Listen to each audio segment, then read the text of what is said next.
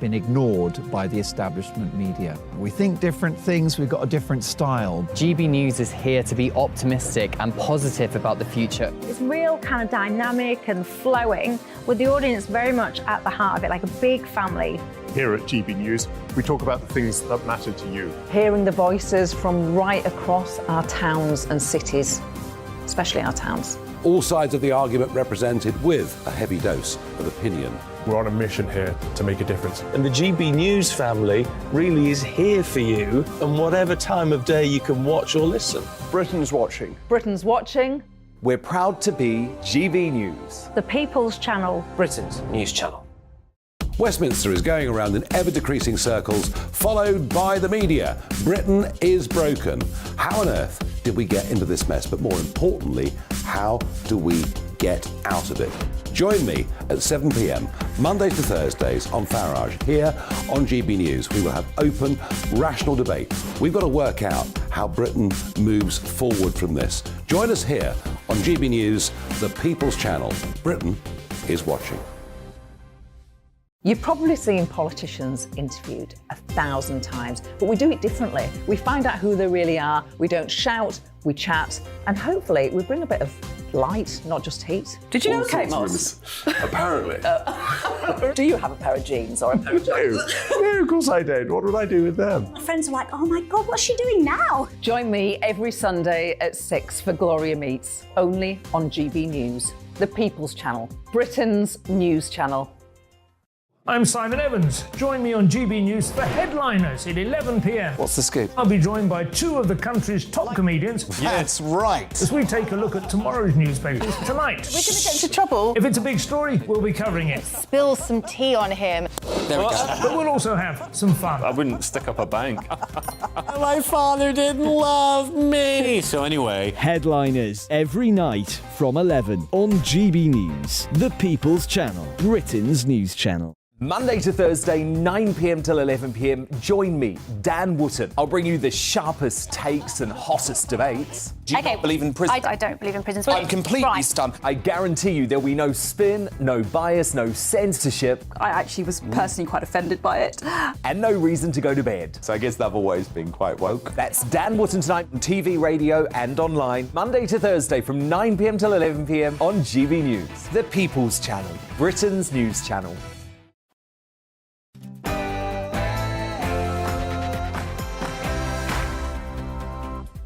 Well, hello and very good afternoon, everybody. It's just gone 3 p.m. You're with me, Patrick Christys, on GB News, and big hour coming your way. So did you know that 2.5 million people are signed off work long-term sick? Are we sick note Britain? In other news, Rishi Sunak decided to go and try and get a little bit of wiggle room out of his European friends over the migrant crisis, and they absolutely palmed him off. What on earth is he playing at? Isn't it about time that we stood up for Britain? And are you a NIMBY? OK, we need to build more houses. Doesn't matter which way you dress it up, we desperately need more houses. But are you one of those people who are blocking them going through? Would you vote for a party, though, that said they were going to put up a massive housing development right at the back of your house? And finally, as well, yes, we're going to be talking about this as well. Very important issue, Mental Health Awareness Week, ladies and gentlemen. As many of you will know, I am raising money for Mind, and thanks to your donations, we just hit £34,000. I will be stripping on stage with the Dream Boys, I know, in order to try to hold up my end of the bargain there. I have got a Dream Boy on the show later, so if that doesn't make you watch, nothing will. Patrick Christys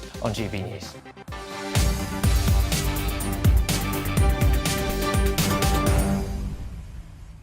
gbviews at gbnews.uk is indeed that email address. What do you blame for Sick Note Britain, OK? Is it that people are genuinely ill, or are some people taking the mick? And is it time Rishi Sunak stood up for Britain on the world stage? Now, though, headlines.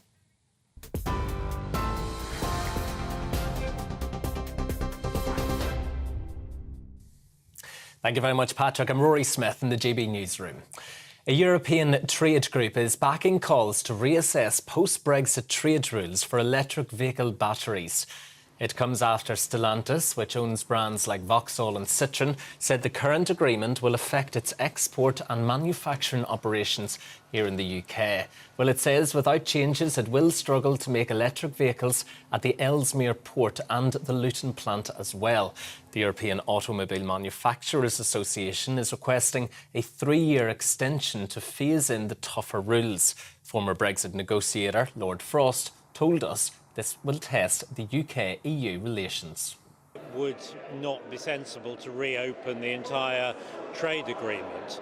This particular issue was one of the last to be settled in 2020. The car industry was happy with it at the time, but obviously a lot's changed in the energy electric vehicle world since then. Let's see. If the government does decide they want to see if this problem can be fixed, well, it's a good test of whether our new, warmer relationship with the EU can actually deliver anything. So-called no-fault evictions are set to be scrapped as the government moves to strengthen renters' rights. Well, as it currently stands, landlords can ask tenants to leave a property without giving them a reason, but the new bill gives renters more power to challenge that. The reforms will also strengthen landlords' rights to throw out tenants for antisocial behaviour, which Levelling Up Secretary Michael Gove says isn't about being disagreeable. Talking about the sustained pattern of behaviour that makes life a misery for your neighbours, and it's right that landlords should be able to evict people when they are behaving in an antisocial way. It's not just the case that their property needs to be protected, other tenants need to be protected as well. A man has appeared in court charged with the murders of 2 people in Huddersfield. The bodies of 25-year-old Stephen Harnett and Katie Higton, who was 27, were found with multiple injuries at her house on Monday. 34-year-old Marcus Osborne has also been charged with assaulting and detaining a second woman on the night of the murders. He's been remanded in custody. The Bank of England has warned it will continue to raise the interest rate if the country fails to get a grip on inflation. Governor Andrew Bailey told the British Chamber of Commerce that efforts have been made to tackle soaring costs, but the figure is still much too high. Inflation is still above 10%, but he says the Bank of England's commitment to the 2% target is unwavering. We do have very good reasons to expect inflation to fall sharply over the coming months, beginning with the April number, which will be released next Wednesday. Energy prices have fallen from their peaks, and that will start to come through as lower inflation. Anti-monarchy group Republic says it never had any intention of disrupting the coronation. Giving evidence to a parliamentary committee, the group's CEO, Graham Smith, described the arrest on the morning of the event as a traumatic experience. The Met Police told MPs arrests were made because officers were operating in what was described as a threat environment. Former Prime Minister Liz Truss is urging Rishi Sunak to brand China a threat to UK security. In a speech in Taiwan, Ms Truss called on the PM to not back down after he described Beijing as a long-term threat to Britain last summer. She also warned the West not to work with China. We can work with allies across the free world to challenge China's intimidating behaviour and also the economic coercion they're engaged with. And if there's one thing that I want to leave you with today, it is the fact that we need to step up that economic engagement with our key allies to be able to make sure that China isn't able to bully and coerce countries, and instead freedom and democracy will prevail. The Defence Secretary says it's important to signal to Russia that the UK has no objection to supplying Ukraine with what it needs. Speaking at a news conference in Germany, Ben Wallace said Britain will support the process of any nation that wants to help the war-torn country. Mr Wallace also said the UK will continue the training and support of Ukraine's forces. The Defence Secretary says Russia should by now realise that Western allies are getting stronger by the day. I think the fact the messaging now is much more about, are the people willing? If there are people willing, we'll help and enable, but if they're not, we'll find another way. That's quite an important message to Russia, that we're not giving up. The international community hasn't fractured. Quite the opposite. He calculated they would. We haven't. We're standing stronger every day. And if you look at, for example, Germany's donations and Britain's donations, they've gone up, not down. They've got stronger, not weaker. And if President Putin can't pick up on what that means, then he's going to find himself very quickly in the wrong place at the wrong time. You're watching GB News. We'll bring you more as it happens. Now, though, back to Patrick.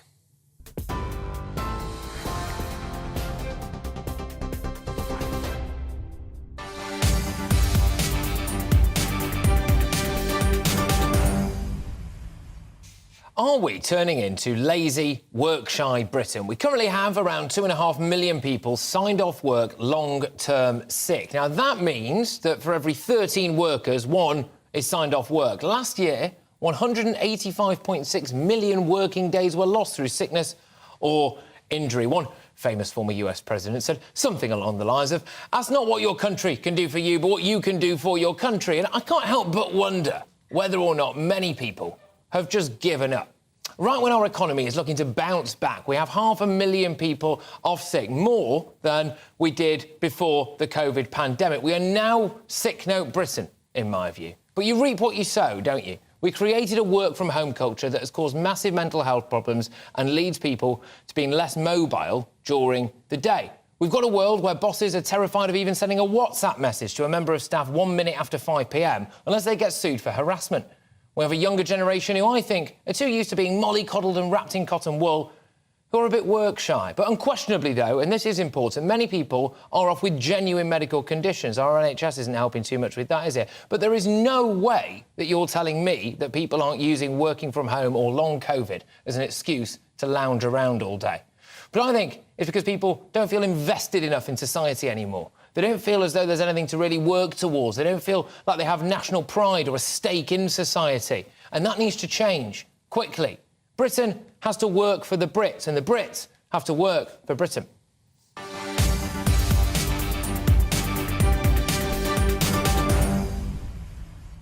So that's what I think. I want to hear from you. Email me, gbviews@gbnews.uk. Now, this lunchtime, I went out and about to speak to some people who definitely weren't spending the day sat on the couch eating pizza, although notably they weren't at work either, it must be said. This is what they had to say. People aren't like that, generally. I think they'll try and get back to work. They'd rather work than not work, I think.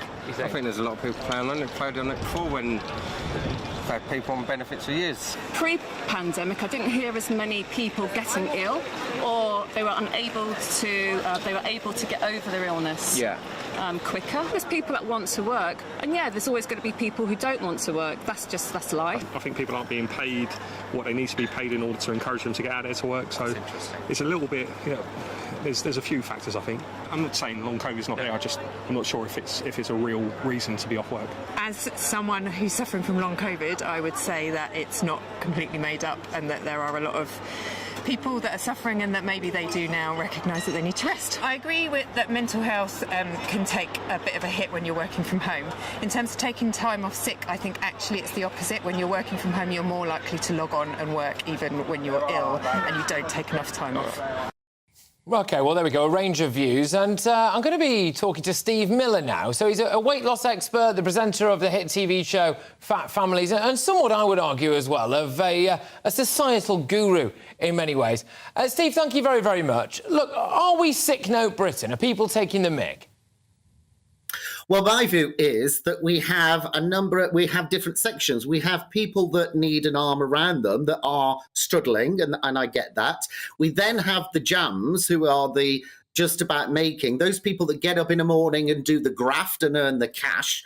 And then you've got the swingers, and the swingers are the ones that are swinging the lead. So do we have a higher proportion, in my opinion, of people that are bone idle in this country that cannot get their backside out of bed to do a good day's graft? Absolutely.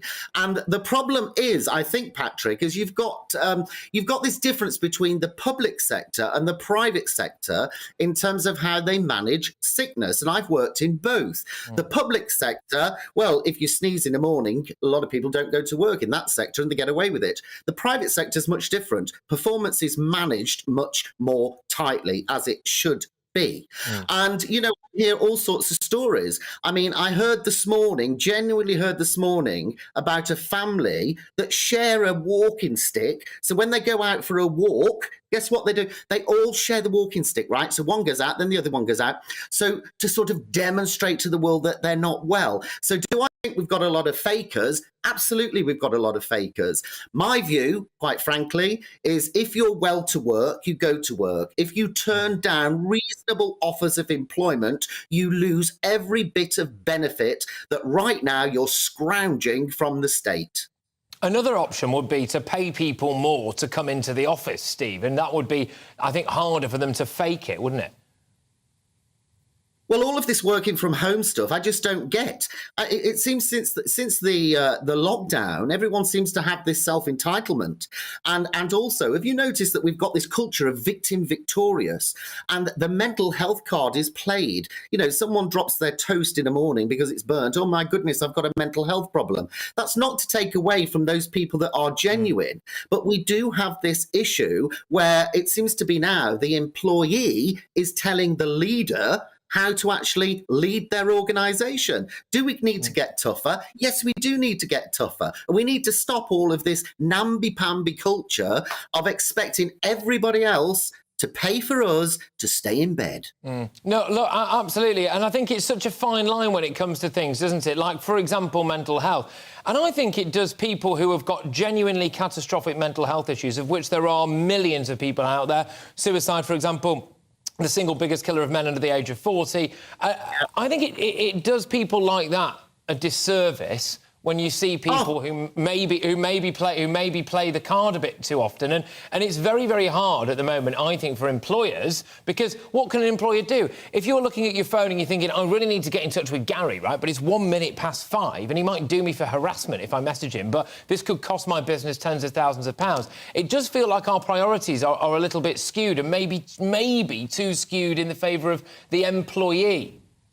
And what you've just said is important, because the employer, if they're not allowed to WhatsApp Gary at 5:10, and it does cost them a lot of money, that business ultimately may well go out of business. So Gary loses his job. So what we need is a flexibility in the workforce. Yes, it's not about being cruel to everybody and making everyone sweat 24 hours a day, but it is about being reasonable on both sides. And at the moment, I fear we're going down this kind of victim victorious route where the employee thinks they have all of these entitlements, and quite frankly, we need to turn that around quickly, because it will be counterproductive.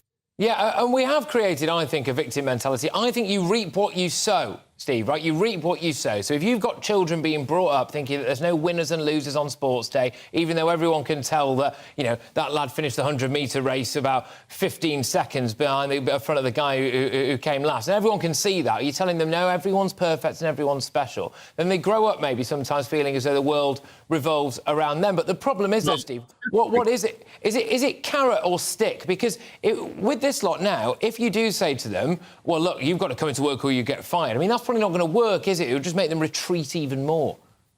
I don't agree with you. I think it would work really well for a lot of people. There's nothing better than giving someone a little bit of a productive fear factor to actually encourage them to get their backside into the office when they're actually swinging that lead. That's not to say there are people that deserve the arm around them from the employer. Of course, I support that. But my goodness, there are a lot of people out there that I suspect right now are watching TV, sat on a sofa, swigging a can of lager, maybe having a cigarette in between and enjoying, well, the benefits galore.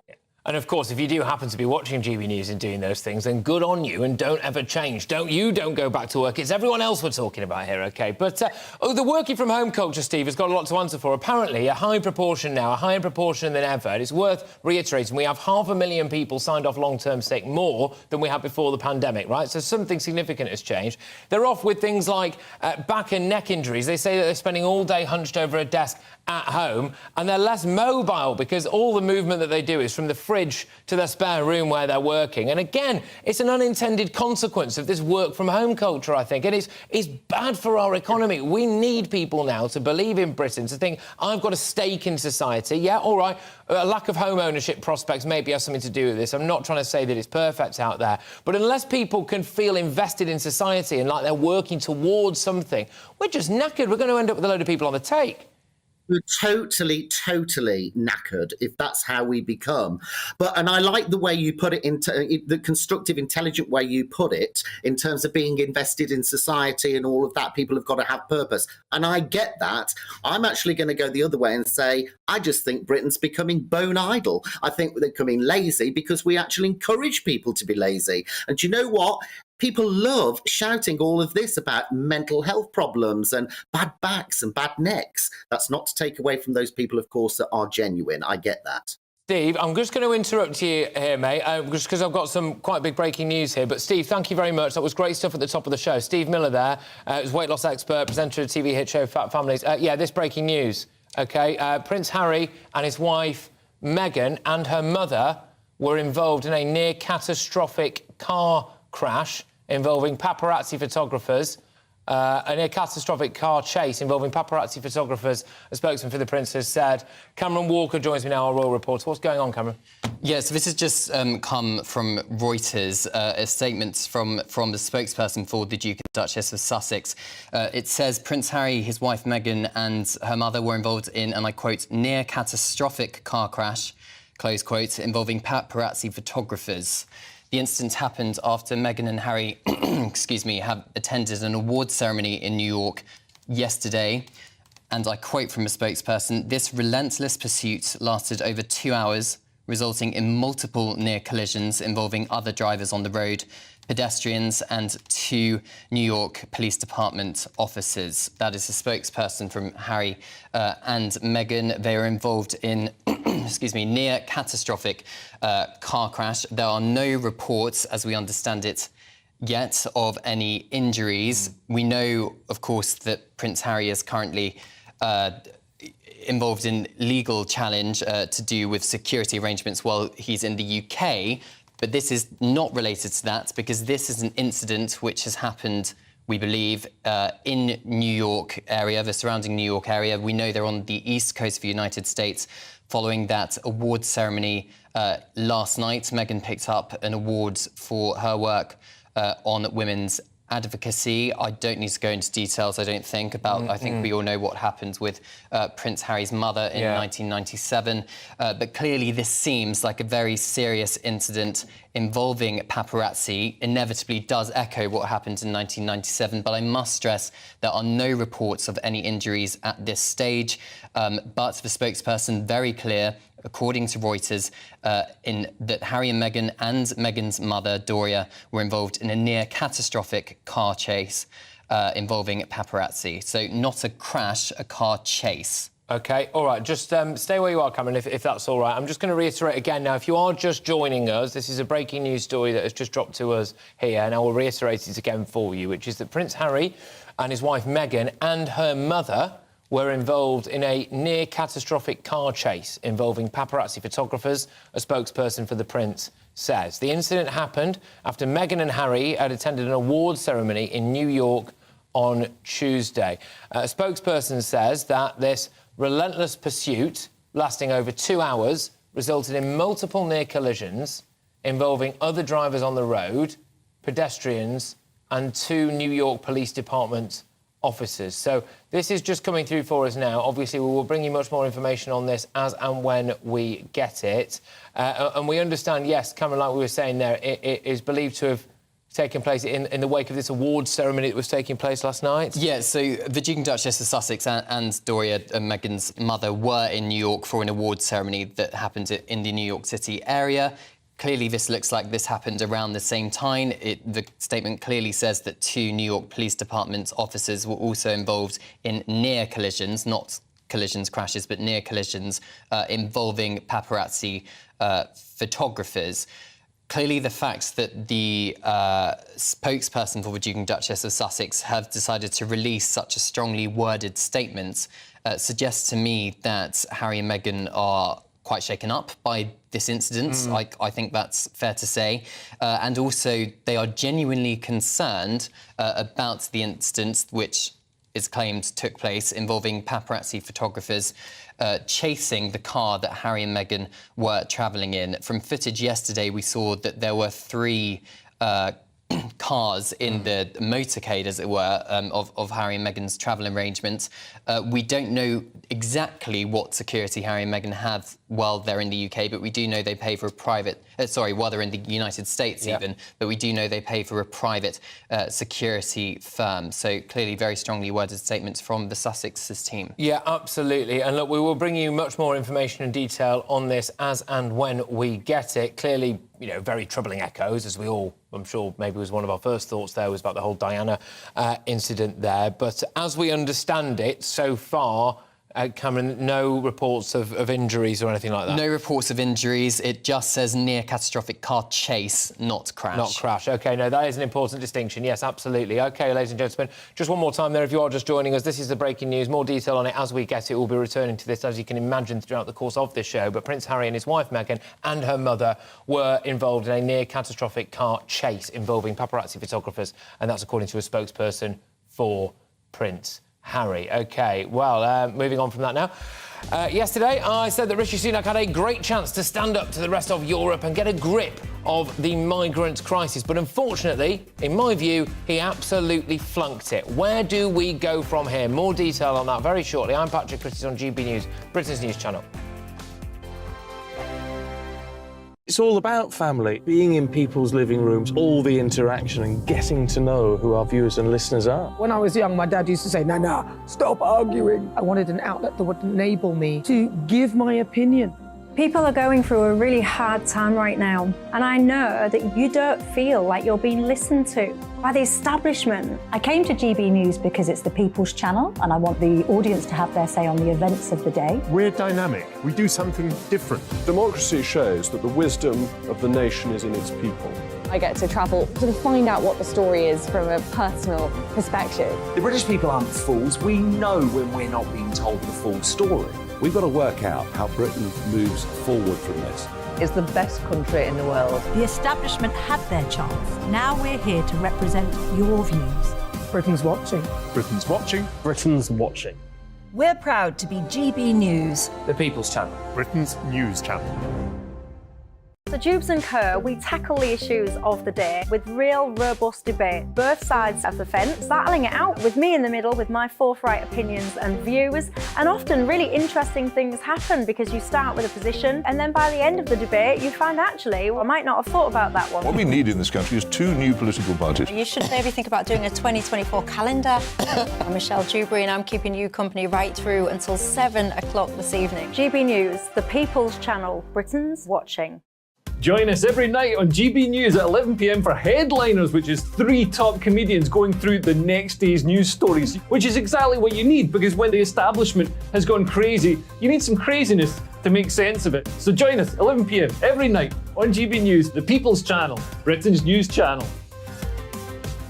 Join me, Camilla Tominey, on Sunday mornings from 9:30, taking the politicians to task and breaking out of SW1 to see how their decisions are affecting you across the UK. Bursting the Westminster bubble every Sunday morning, only on GB News, the People's Channel. Britain's watching. I'm Andrew Doyle. Join me at 7 o'clock every Sunday night for Free Speech Nation, the show where I tackle the week's biggest stories in politics and current affairs with the help of my 2 comedian panellists and a variety of special guests. Free Speech Nation, Sunday nights from 7 on GB News, the People's Channel, Britain's news channel. I'm Mark White. As GB News Home and Security Editor, I cover those key issues that are so important to you. Our authorities, our communities doing all they can to combat violent crime. With the public services under unbearable strain, why are we still failing to control our borders? Defence, the first priority of any government, has been continually hollowed out. Can we trust our politicians to protect the armed forces? Join me, Mark White, on GB News. Engines.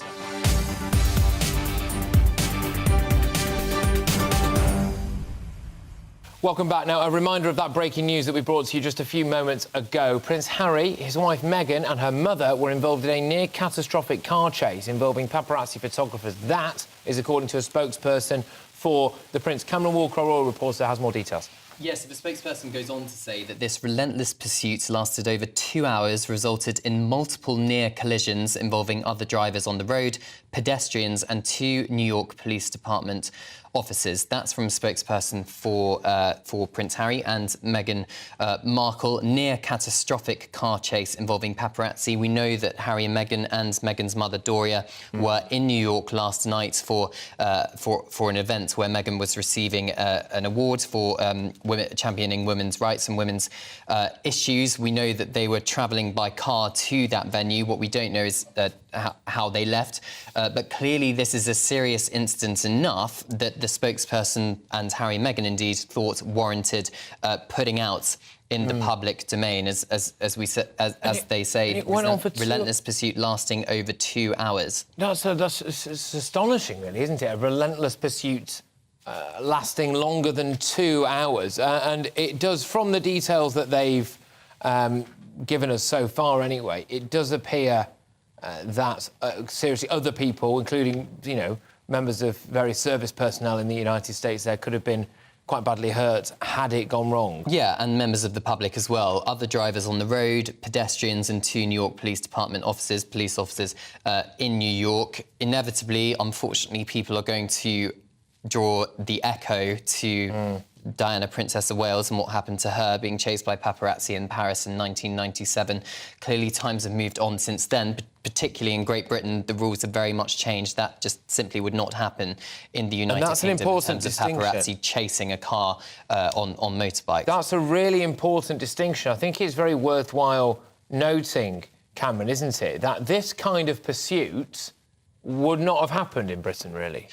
Well, that's what we believe. It's very unlikely, I think, that perhaps would happen. I am frankly quite surprised that it has also happened in the United States on this particular level. We know that Harry and Meghan have a privately paid for security firm in the United States, but it's not as if that police, many police officers are involved in their close protection, because clearly the US taxpayer is not going to pay for that. But clearly this incident has shaken Harry and Meghan up enough, and their spokespeople, of course, and their team, that it warrants putting out what happens to them in such explicit detail. Yeah, and it does come amid a backdrop, as I'm sure all of our viewers and listeners will be well aware, of Prince Harry fighting numerous different legal fronts, one of which with the Home Office, about whether or not he should have the ability to pay for his own security. Basically, he's been told, no, the Met Police, etc., aren't for hire and they have a job to the British taxpayer as it currently is.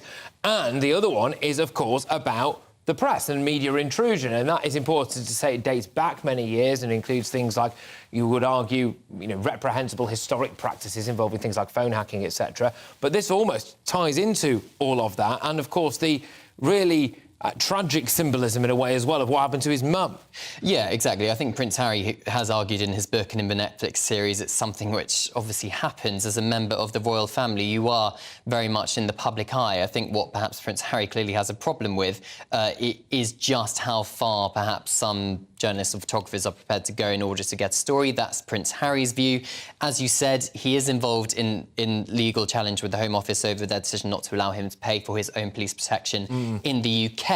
But clearly we must remember this incident is talking about something which has happened in the United States, in New York and in the surrounding area, according to a spokesperson for the Duke and Duchess of Sussex. I think it's also important to point out that British papers nowadays do not pay for paparazzi photographs of members of the royal family, or at least working members of the royal family. When it comes to Harry and Meghan, they have stepped back as working members. Perhaps it's a slightly different story, but the general rule is, following what happened at the tragedy in 1997, you don't see paparazzi photographs of members of the royal family on the front pages. No, you don't at all. All right, OK, well, that, of course, is that big breaking news that Harry and Meghan have been involved in a, quote, near catastrophic car chase. We will have more on that, and Meghan's mum as well. We'll have more on that as and when we get it, and hopefully we do get a little bit more info and detail on it. But that car chase lasting, as far as we're aware anyway, around 2 hours, involving members of the paparazzi, after Meghan Markle and Harry and her mother left an award ceremony last night, where Meghan received a Woman of Vision award at a New York gala. So there we go. Right, so I've got lots more to discuss on all of this. I am also going to be doing rather a lot about Rishi Sunak failing, I think, really, on the world stage. He had a big chance yesterday to go and stand up for British interests when it comes to illegal migration, and the noises coming out of that meeting with the Council of Europe are that they basically paid him lip service, and some would say maybe even mugged him off. If Rishi Sunak really does care about stopping the boats and really does care about getting back into Downing Street, one would suspect that he's going to have to be a lot firmer. We paid the French 500 million quid this year to patrol the beaches and stop the boats, and we're on for another record year. Why is Rishi Sunak letting himself, if indeed he is, be pushed around? But right now, it's your headlines with Rory Smith.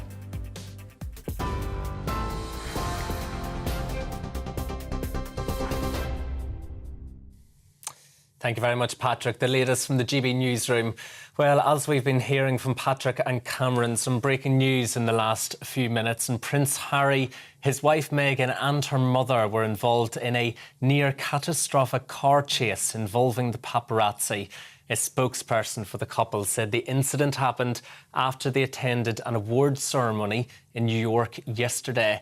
The statement from the couple said the relentless pursuit lasted over 2 hours and resulted in multiple near collisions involving other drivers on the road, pedestrians and 2 New York Police Department officers as well. Well, in other news this afternoon, a European trade group is backing calls to reassess post-Brexit trade rules for electric vehicle batteries. It comes after Stellantis, which owns brands like Vauxhall and Citroën, said the current agreement will affect its export and manufacturing operations here in the UK. Well, the European Automobile Manufacturers Association is requesting a 3-year extension to the phase-in to the tougher rules. A man has appeared in court charged with the murders of 25-year-old Stephen Harnett and Katie Higdon, who was 27.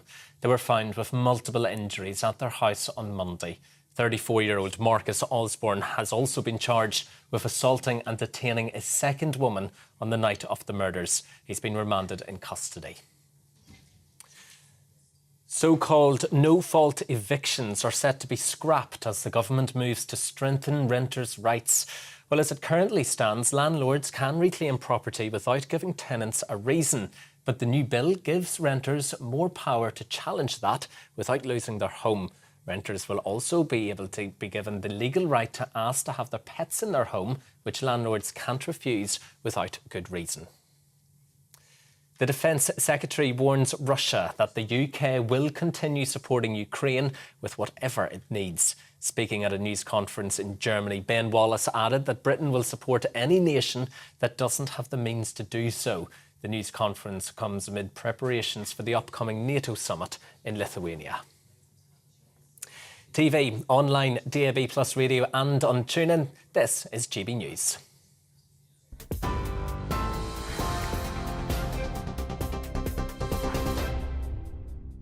Direct Bullion sponsors the Finance Report on GB News for gold and silver investment.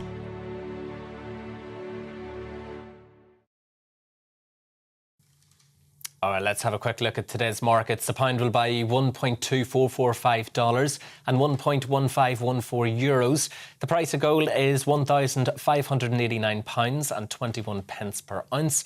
And the FTSE 100, that's sitting at 7,730 points. Direct Bullion sponsors the Finance Report on GB News for gold and silver investment.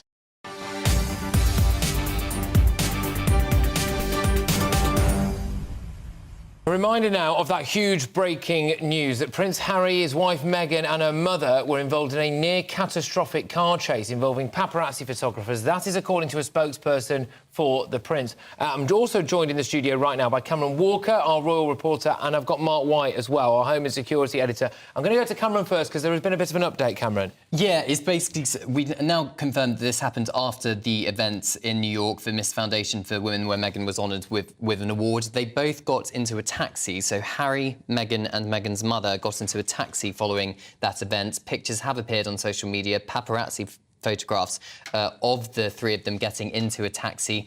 Then, in the last few minutes, we've had a statement from the Sussex spokesperson saying last night the Duke and Duchess of Sussex and Miss Ragland, who's Meghan's mother, were involved in a near catastrophic car chase at the hands of a ring of highly aggressive paparazzi. This relentless pursuit lasted over 2 hours, resulting in multiple near collisions involving other drivers on the road, pedestrians, and 2 New York Police Department officers. We know that Harry and Meghan clearly stepped back from their roles as working members of the royal family in 2020, moved to the United States, partly because what they described as an intense media harassment. And the Prince has long spoken about his anger about press intrusion and the fact that he blames the press and some of that on the death of his mother, Princess Diana. Absolutely. Mark White joins me, our Home and Security editor. Mark?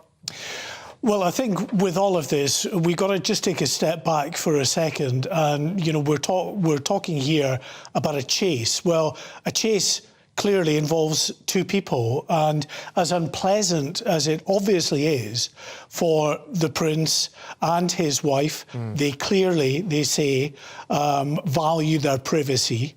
They don't want to be photographed by the paparazzi. And in LA, they are notorious, the paparazzi there. They don't care.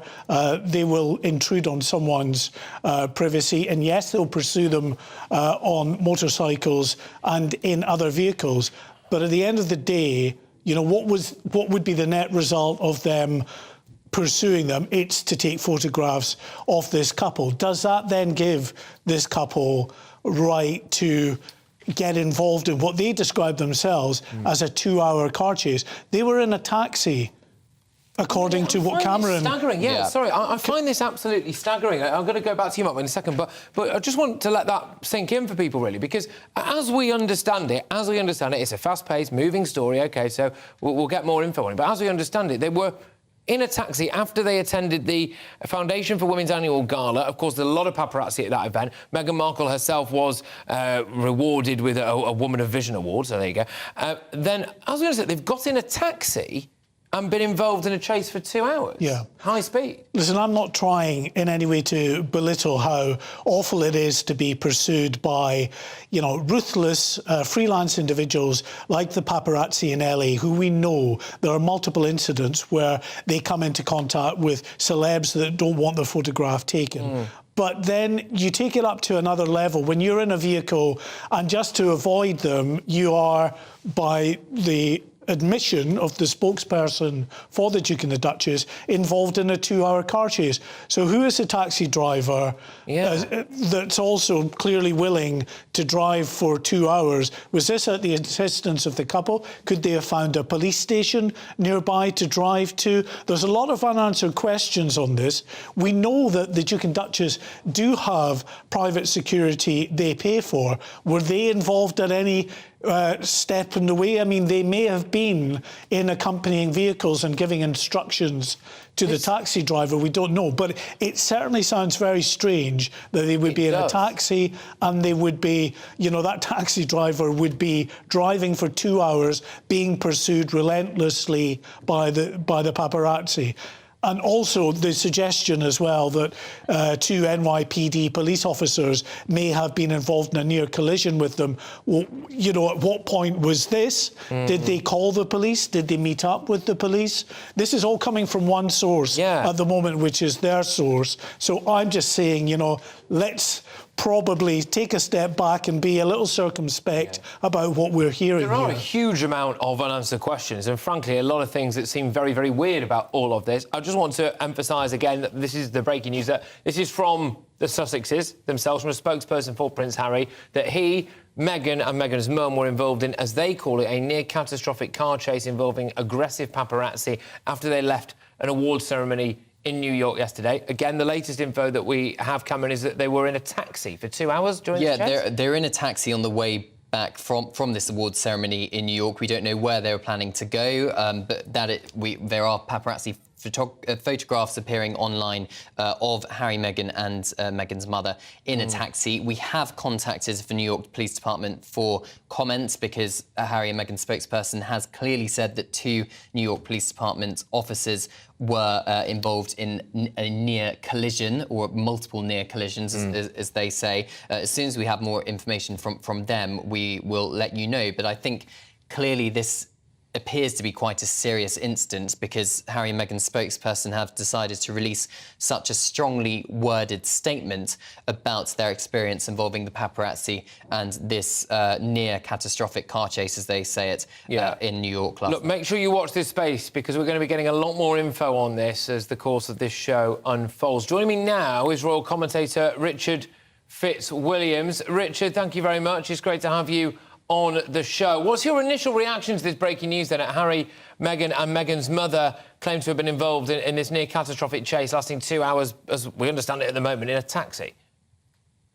Well, absolutely shocking. I mean, you wonder, obviously, the way this statement has been phrased brings all sorts of terrifying memories to mind. And one also wonders, I think, what the level of the security that they have, or that has been arranged for them in New York. I mean, it's quite an extraordinary statement. A catastrophic car chase involving apparently not only and over some 2 hours apparently, and also New York Police Department officers, apparently a couple of involved. So I mean, it's amazing, and it is horrific.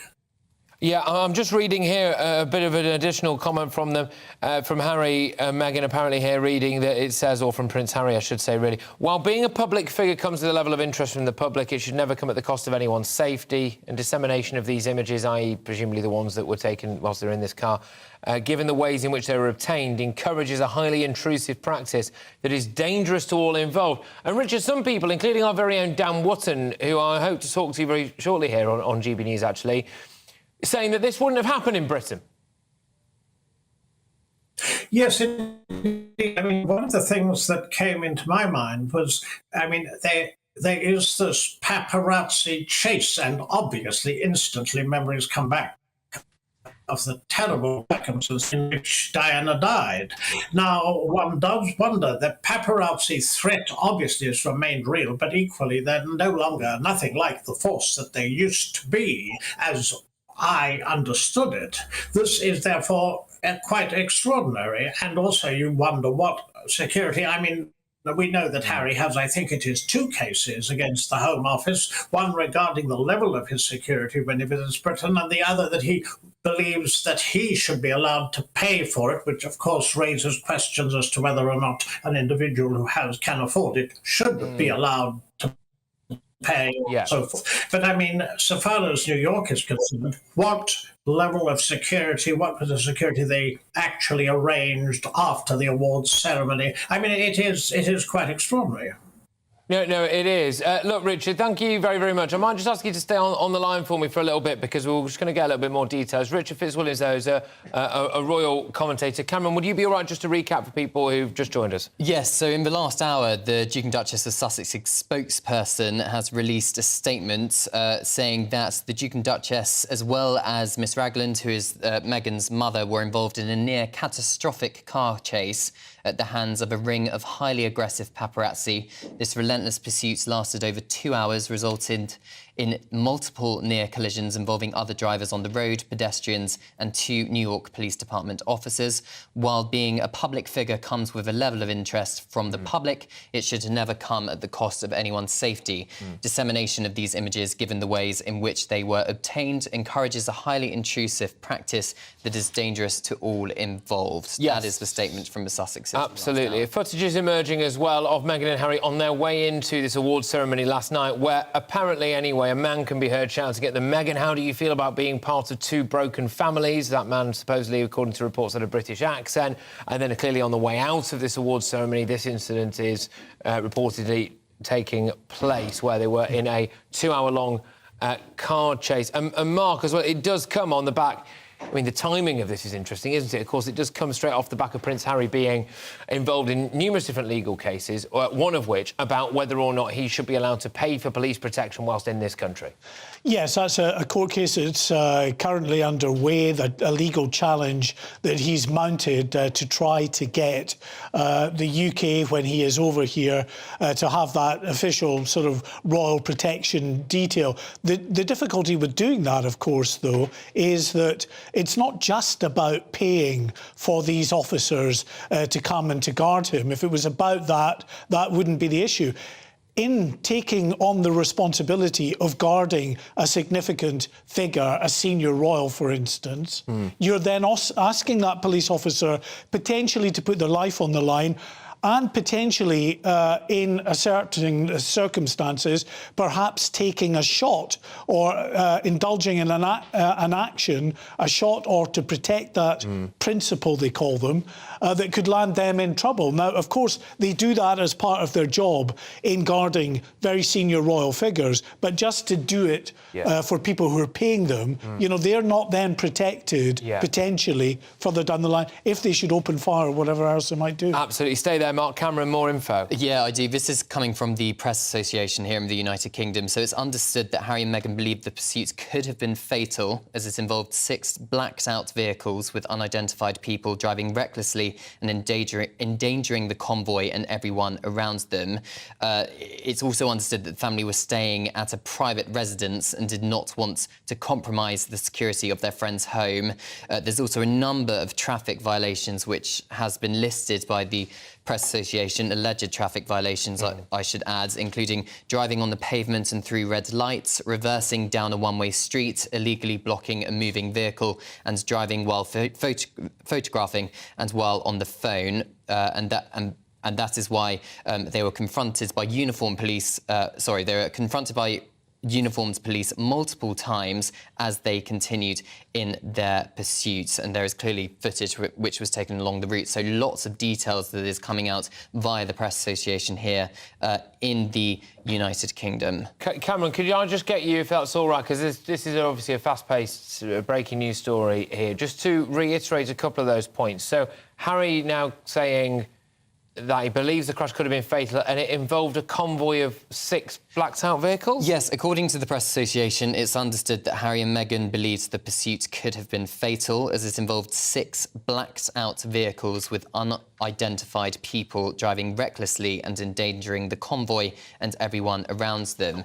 It's also understood the couple accepts that clearly in the public eye there is a level of attention, and that is why they attend these public events. There was clearly a red carpet at this awards ceremony last night where pictures were willingly taken of them, but they are saying essentially that there's a difference between that and what they experienced last night following the event. Absolutely. Mark White, Home and Security Editor, still joins us. A bit confusing, this, Mark. Yeah, it's still raising more questions than it's actually answering, because just a few moments ago we were told they got in a taxi, but according to what Cameron's reading out there, the statement suggests that the pursuing vehicles, blacked-out vehicles, were endangering the convoy. So the convoy doesn't suggest to me one single taxi, that there must have been other vehicles accompanying Prince Harry. Was he in a taxi? Was he in an official security detail, his private security detail? And regardless of whether it's in the taxi or his private security detail, he is not empowered by the law to break the law in terms of being involved in high-speed chases to get away from a situation. Now, I don't know whether the NYPD at some point, because of his status, perhaps gave him an escort. They might do. They do on occasions for VIPs. Until we get that answered, we can't then kind of really bottom out the other lingering questions about, OK, you're involved in a very worrying chase for 2 hours. In that chase, are you yourself, to get away from the paparazzi, breaking the law, going fast through built-up areas, potentially putting people in danger? Yeah, Cameron, can again you just reiterate some of the alleged violations that this statement says have been racked up. There was speeding, there are a few others. Yeah, there's a lot of details coming out here. So they include illegally driving on the pavement, through red lights, reversing down a one-way street, illegally blocking a moving vehicle and driving while photographing and while on the phone. That while those involved were confronted by uniformed police officers multiple times, they continued with the pursuit. That's the allegation. And there is footage taken from security along with other evidence to support these allegations. These allegations are being quoted by the Press Association from a source, we believe, close to the Sussexes. I think the biggest point perhaps here is understood that Harry and Meghan believed the pursuit could have been fatal, as it involved the 6 blacked-out vehicles with unidentified people driving recklessly. No, 100%. And Prince Harry clearly very, very angry about all of this, as one would imagine is Meghan and her mother as well. They've put out this incredibly strongly worded statement. Again, I will just urge you all to keep your eyes and ears peeled, because there will be a lot more detail on this, a lot more information, and quite possibly accompanying video footage and pictures indeed. Richard Fitzwilliams, I'm going to bring you back in. Thank you very much. He's a royal expert, Richard Fitzwilliams. He's been hanging on the line for us for a while there. I hope you could manage to hear that quite clearly, because there was an update since the last time that we spoke, which appears to have been this big convoy. Whether or not Harry and Meghan were in a taxi in that convoy and then given an escort, whether or not they were in the actual convoy itself, that's all a little bit convoluted at the moment. We don't quite know, but it does sound as though that there was a massive police and press chase that saw a range of traffic violations racked up and went on for around 2 hours. And no doubt Harry, in his mind, will have probably been thinking of that tragic case involving his late mother. Oh, there's absolutely no question that he would be. But, I mean, the more information we're hearing about this, the more incredible it sounds. I mean, we haven't heard, presumably we would have heard, if there'd been any arrests, because there've been a list of violations where the law's been broken. And have the New York police investigating anybody or arrested anybody for this? I mean, is it conceivable that a convoy of the sort could legally chase a vehicle or vehicles if you had security detail? I mean, it is quite extraordinary. It's bizarre, really, if you transpose this to some place in the United States where, where this sort of thing conceivably might happen more often, or you could conceive that it might. I mean, you're dealing with the New York police, and you're dealing, I presume, near an urban area, because it was after they left the awards, and also for some 2 hours. I mean, it's quite bizarre, really. Yeah, Richard, thank you very, very much. And it is a really interesting insight as to what's going on. We are desperately trying to keep abreast of all of the latest information here. If you are just joining us, ladies and gentlemen, I just want to recap exactly where we are and what's happening. It's this big breaking news that Harry, Meghan and Meghan's mum as well are believed to have been involved in a, as they say, near catastrophic car chase, not a car crash, a car chase, and Prince Harry was fearing for his life. Again, this is all according to their sources. That involved a convoy, numerous members of the paparazzi, and apparently as well nearly had catastrophic consequences for pedestrians, for other road users, and as we understand it, at least 2 New York Police Department officers. It came after Harry and Meghan attended an awards ceremony in New York, during which the Duchess of Sussex received a Woman of Vision award at this New York gala. And and so this is as we understand it, they left that gathering and then got into this car chase, which lasted, they say, for around 2 hours, which is a heck of a long time. We're just going to see this statement again from Prince Harry's spokesperson. Last night, the Duke and Duchess of Sussex and Ms Ragland, which is Meghan Markle's mother, were involved in a near-catastrophic car chase at the hands of a ring of highly aggressive paparazzi. This relentless pursuit, lasting over 2 hours, resulted in multiple near collisions involving other drivers on the road, pedestrians and 2 NYPD officers. While being a public figure comes with a level of interest from the public, it should never come at the cost of anyone's safety. Dissemination of these images, given the way in which they were obtained, encourages a highly intrusive practice that is dangerous to all involved. Cameron Walker still joins me, he's our royal correspondent, and it's that line there at the end, which is, given the ways in which they were obtained. And I think it's probably worthwhile, Cameron, just to refresh what we've been told so far about some of the ways in which these images were obtained. And I think when you listen to this, it gives a flavour, in lieu of any video footage of it at the moment anyway, of the kind of scene that we're talking about here. Yeah, so these are allegations which have been passed by a source to the Press Association in the United Kingdom. It says that the allegations include traffic violations, including driving on the pavement and through red lights, reversing down a one-way street, illegally blocking a moving vehicle and driving while photographing and while on the phone. Those that were involved were confronted by uniformed police officers multiple times, allegedly, but they continued their pursuits. The paparazzi allegedly continued their pursuit, and there is footage taken from security along with other evidence to support these allegations. And I think that the last line in the Sussex spokesperson's statement that says, I can't find it now, I've lost the page. That's but all right, it's essentially saying that those who share these paparazzi images, which are now appearing online, is basically encouraging this sort of behaviour because of the way that these images were obtained. These paparazzi, this style of paparazzi image go for thousands and thousands of pounds. They're not cheap to purchase or use. So it is profitable for these paparazzi to take these photographs despite allegedly breaking the law. And again, as well, it is worth reiterating, isn't it? There is a very different relationship between the paparazzi and high-profile celebrities in the United States than there is over here. Our very own Dan Wootton has already been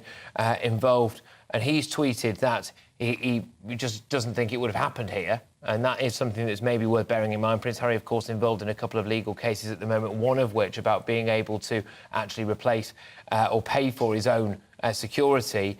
Megyn Kelly's also been on the very famous US TV host and commentator, saying she's lived in Manhattan for 17 years. It's not possible to have a 2-hour car chase there, too many streetlights and stop signs, and that ties into this notion at the moment that there are more questions left unanswered than answered, but we will endeavour to answer all of those for you as we get more info throughout the course of this show. Look, stay tuned. I'm Patrick Christys on GB News. We are Britain's news channel.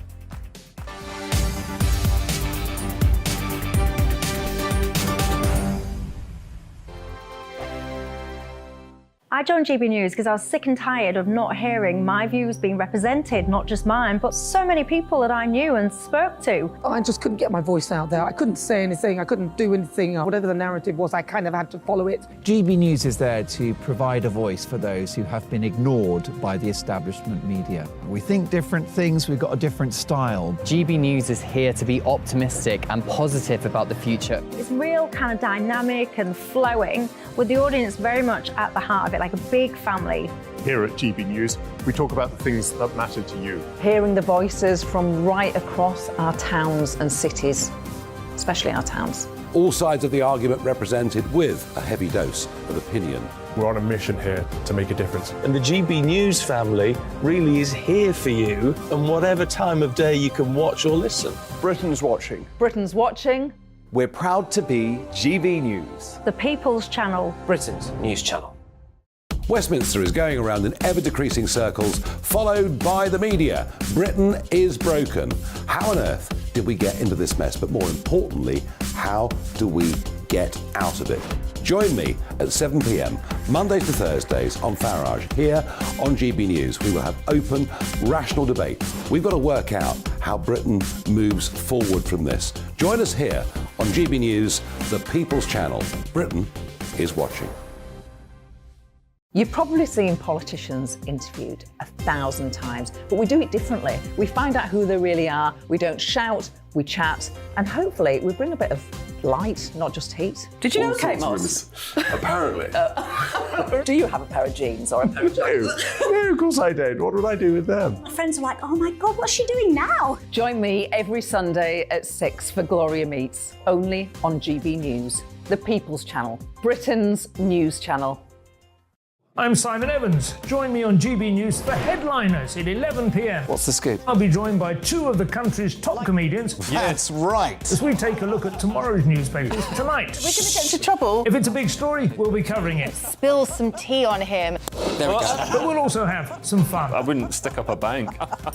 My father didn't love me. So anyway. Headliners every night from 11 on GB News, the People's Channel, Britain's news channel. Monday to Thursday, 9 p.m. till 11 p.m. Join me, Dan Wootton. I'll bring you the sharpest takes and hottest debates. Do you not believe in prison? I don't believe in prisons. I'm completely Right. stunned. I guarantee you there'll be no spin, no bias, no censorship. I actually was personally quite offended by it.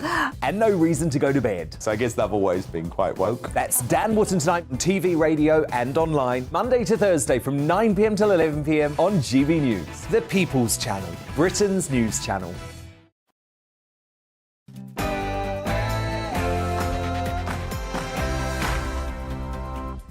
Yeah, welcome back, everybody. Patrick Christys here on GB News, and there's one story in town for the foreseeable future. Harry and Meghan's mum have been involved in a near-catastrophic, as they say, car chase lasting around 2 hours in New York. A lot of unanswered questions about this at the moment. It's important to stress as well, we only have one current version of events. They say that it could have been nearly fatal, and it involved themselves, numerous members of the paparazzi, 2 New York police officers, pedestrians, and of course other road users as well, as they left an award ceremony in New York. They say, I want to reiterate, that it was near catastrophic, but lots of question marks remain over exactly what happened, and of course the timing of this statement is indeed vital, isn't it, as Harry looks to fight multiple legal battles on multiple different fronts, one of which, of course, about the Home Office in this country not allowing him to pay for his own security. I will be joined by a whole host of royal commentators, a whole host of top guests on this, including our Home and Security Editor and our royal correspondent as well, Cameron Walker, as we bring you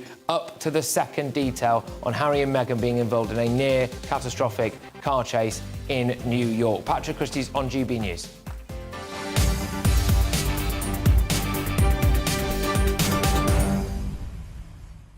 Yeah, keep your eyes and ears peeled because it's a fast-paced story, this, and we're hoping to bring you more images and indeed videos of the entire situation as and when we get it. Don't take your eyes off it today, ladies and gentlemen. Right now, though, it's your headlines with Polly.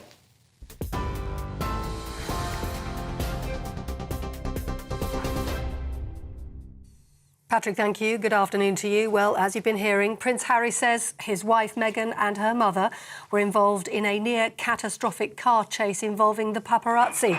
A spokesperson for the Duke of Sussex said the incident happened after the couple attended an awards ceremony in New York yesterday evening. The statement said the relentless pursuit lasting over 2 hours resulted in multiple near collisions involving other drivers, pedestrians and 2 New York Police Department officers. We'll get more information on that, of course, as it comes to us and bring it straight to you. In the meantime, one of the world's largest car manufacturers is warning it may have to close UK factories, meaning thousands of job losses if the government doesn't renegotiate the UK's Brexit deal. That's after Stellantis, which owns brands like Vauxhall and Citroën, said the current agreement will affect its export and manufacturing operations in the UK. The company says without changes, it'll struggle to make electric vehicles at Ellesmere Port and Luton. The European Automobile Manufacturers Association is requesting a 3-year extension to phase in tougher rules.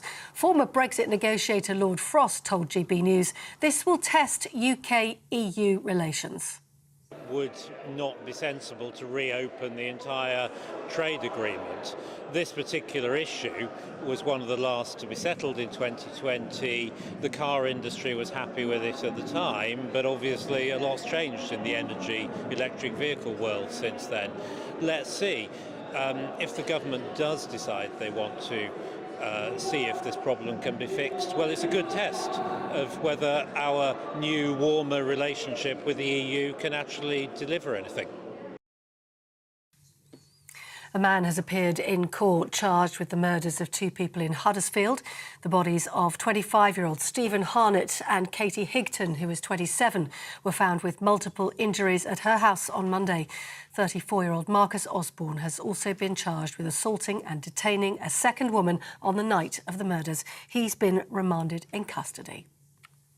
You're with GB News. More news as it happens. Now back to Patrick.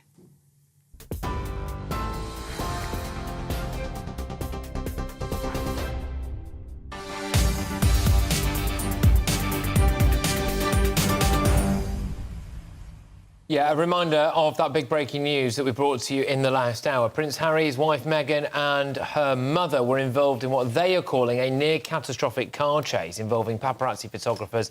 That's according to a spokesperson for the Prince. I will be joined throughout the course of the next hour by Cameron Walker, our royal correspondent, and Mark White, who's our Home and Security editor. Cameron, I'll go to you first. Can you give us the very latest, please? Yes, so we've had a statement through from the Duke and Duchess of Sussex saying that last night they and Miss Ragland, who's Meghan's mother, were involved in a near-catastrophic car chase at the hands of a ring of highly aggressive paparazzi. This relentless pursuit lasted over 2 hours, resulted in multiple near collisions involving other drivers on the road, pedestrians and 2 New York Police Department officers. While being a public figure comes with a level of interest from the public, it should never come at the cost of anyone's safety. Dissemination of these images, given the ways in which they were obtained, encourages a highly intrusive practice that is dangerous to all involved. That is a statement from the Sussex spokespeople. We understand that the chase could have been fatal. That's according to what Meghan and Harry think. And sorry, go on. No, that's right. That's right. So they think it could have been fatal. Cameron, I'll go back to you. Cameron's going to be absolutely monitoring all the latest lines on this. Mark, just before I go to a couple of guests on this, you have identified, I think, some pertinent questions which as yet remain unanswered. Yeah, well, the most pertinent point to get over is all we've heard is a statement from Harry and Meghan's side. We have not heard anything from the New York Police Department, anyone else at this stage that appears to be an independent witness to what has unfolded here. So I just think we need to take a little step back. It certainly, at face value, from what they are saying, sounds very serious indeed. But in terms of a chase, clearly they're talking about a chase, a pursuit that went on for 2 hours. Well, by its very nature, a chase involves at least 2 individuals, 2 parties. So were they, in order to get away from what they say were pursuing paparazzi, themselves involved in actually dangerous driving at high speed? We don't know until we get a bit more word and confirmation from the New York Police Department, maybe from the Duke and Duchess themselves in terms of any footage they might have filmed, because Cameron and I were just looking at some images that are appearing online. You can clearly see the couple are in the back of a taxi. One image, it appears that Harry is actually filming with his iPhone, it looks, out of that vehicle. So it may be that they provide some kind of video evidence of what went on themselves. That is absolutely fascinating. And, yeah, there are some pictures emerging which would appear to show the situation as and when it unfolded. And in those pictures, it does appear that, according to our sources here, that Prince Harry may have been filming during this particular incident. So we will await, obviously, some more detail on that. I'm going to go to the States now to speak to Paul Dudridge, who's the host of the Politics People podcast, who joins me. Paul, thank you very, very much. This is clearly what the Duke and Duchess of Sussex are calling a near-catastrophic and potentially could have been fatal car chase. Some people pouring a little bit of cold water over this, just given the geography of the area in question here. Some people saying they find it quite difficult to understand how a 2-hour-long car chase could have taken place around the Manhattan area. You will know more about the layout of that land, but also as well the nature of the American paparazzi. Take it away. Yes, well, as it's been covered so thoroughly already, these reports are only so far coming from the Sussex spokespeople. There was, I think it's reasonable to accept that there was some kind of chase involving the Sussexes and paparazzi. No truth to the rumour that she eventually caught them and they were forced to take photos. Please, let's just strike that one completely. If you can drive for 2 hours in Manhattan, then I'd like to see the map and the course that they took, because 2 hours will get you 3 blocks in Manhattan driving. So this is more of a standoff by again, if we're just using normal Manhattan logistics, but it's been reported, like I said, just by their team at the moment. Nothing official from NYPD has been clearly stated. And so I have to say, I'm coming right out and saying I'm taking this with a pinch of salt. There is something that doesn't quite ring true. And again, I think Megyn Kelly was saying the same thing earlier. It's very difficult to drive for 2 hours in New York itself. I think if you could drive for 2 hours in a straight line in New York, you'd be in upstate, you'd be in Connecticut. So I think that we have to wait until further reports come out. I'd like to see something official. I mean, look, security is uppermost in their minds at the moment, and that's understandable. They are public figures. Overnight, actually, outside their home in Montecito in California, a stalker was subject to a citizen's arrest by their team. So I'm sure that there's a lot of pressing issues around security, and obviously the court case in the UK and the reports coming out about paying for police security here. This is a very sort of, I'm sure, stressful subject for them. But I fail to see how anybody can have a 2-hour car chase in New York City. Well, especially if it does emerge and we get absolute, total 100% confirmation about what is believed to be the case, which is that they were in a taxi, which itself raises huge questions as to the nature of the driver, what on earth that driver was being told, what was going on there, and why then, if there was speeding, pedestrians put at risk, other cars put at risk, and NYPD officers put at risk, why that responsibility fell onto a taxi driver. Again, we'll wait to see if there's any more information on that. And it does, of course, as well, not that, anyone accepts or should accept being, if indeed it was the case, relentlessly and dangerously pursued for 2 hours by paparazzi like rabid dogs. But it does come after, doesn't it? Prince Harry and Meghan Markle made their first big red carpet-esque public appearance since the King's coronation, where Meghan, the Duchess of Sussex, received a Woman of Vision award. And it is fascinating, I think. Again, you will know this better than I do, Paul. There are bigger celebrities in the US who do not appear to necessarily undergo such a severe press attention. What's your views on that?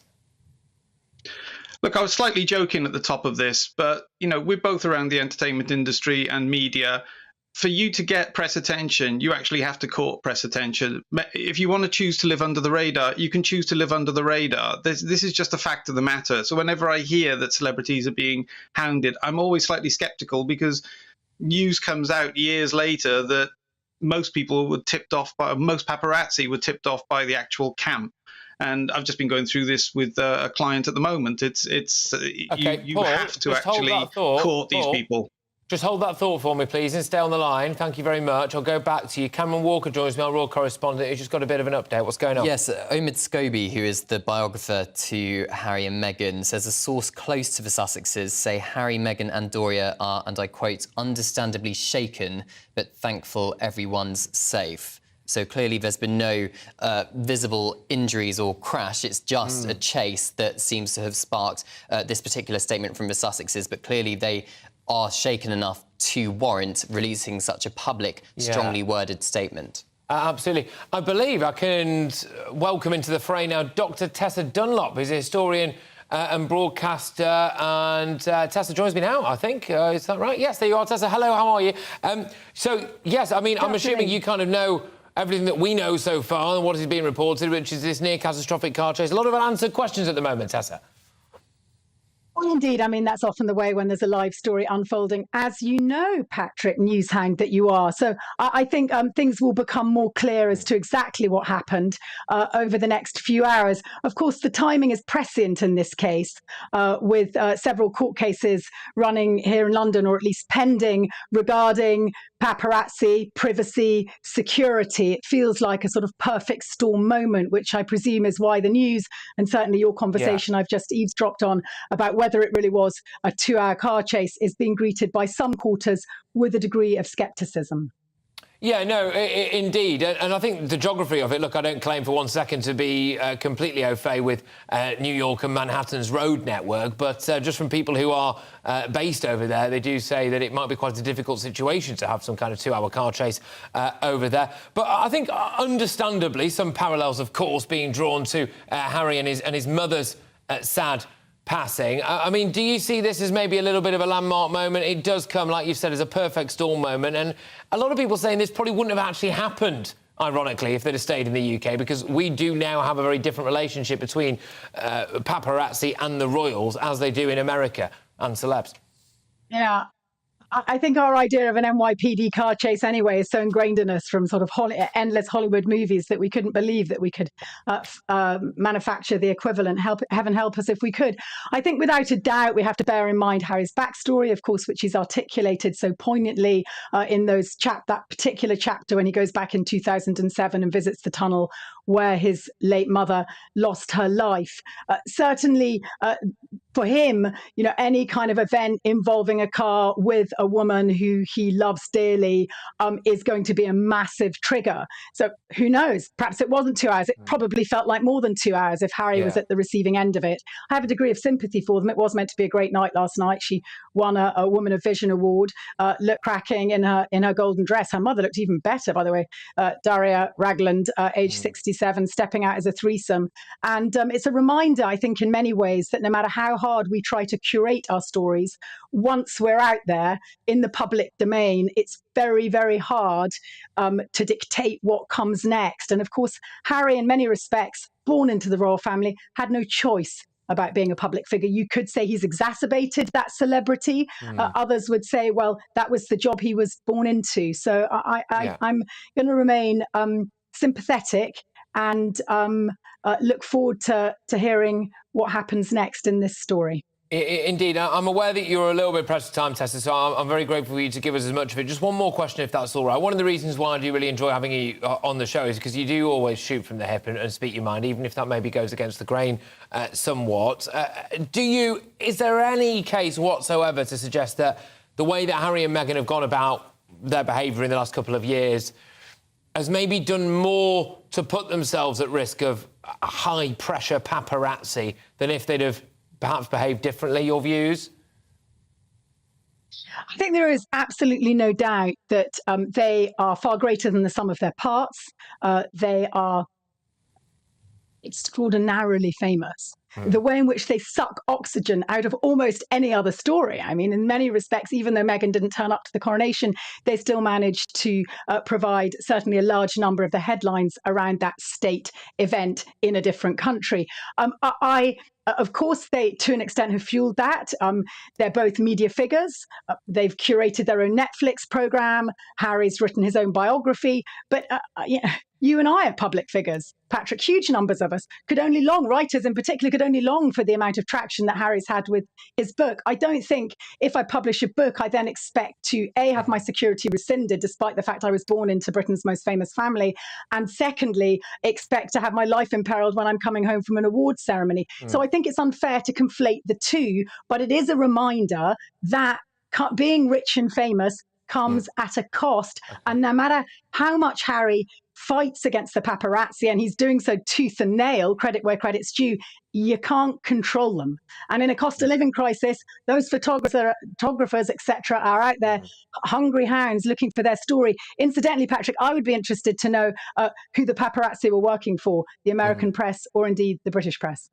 Yeah, that's actually a really important distinction. We will hopefully get more info on that as and when this rolls on. Tessa, thank you. Dr. Tessa Dunlop there, historian and broadcaster, who was joining us just then. I'm just going to go over now to former royal correspondent Michael Cole, who was a mainstay of our coronation coverage, actually, and provided one of the more sublime clips throughout that entire situation, where he was in a porter cabin with Jacob Rees-Mogg as the controlled explosion took place in Buckingham Palace, which remains to this day, Michael, one of my most watched videos ever. But we'll park that for now, Michael. We'll park that for now.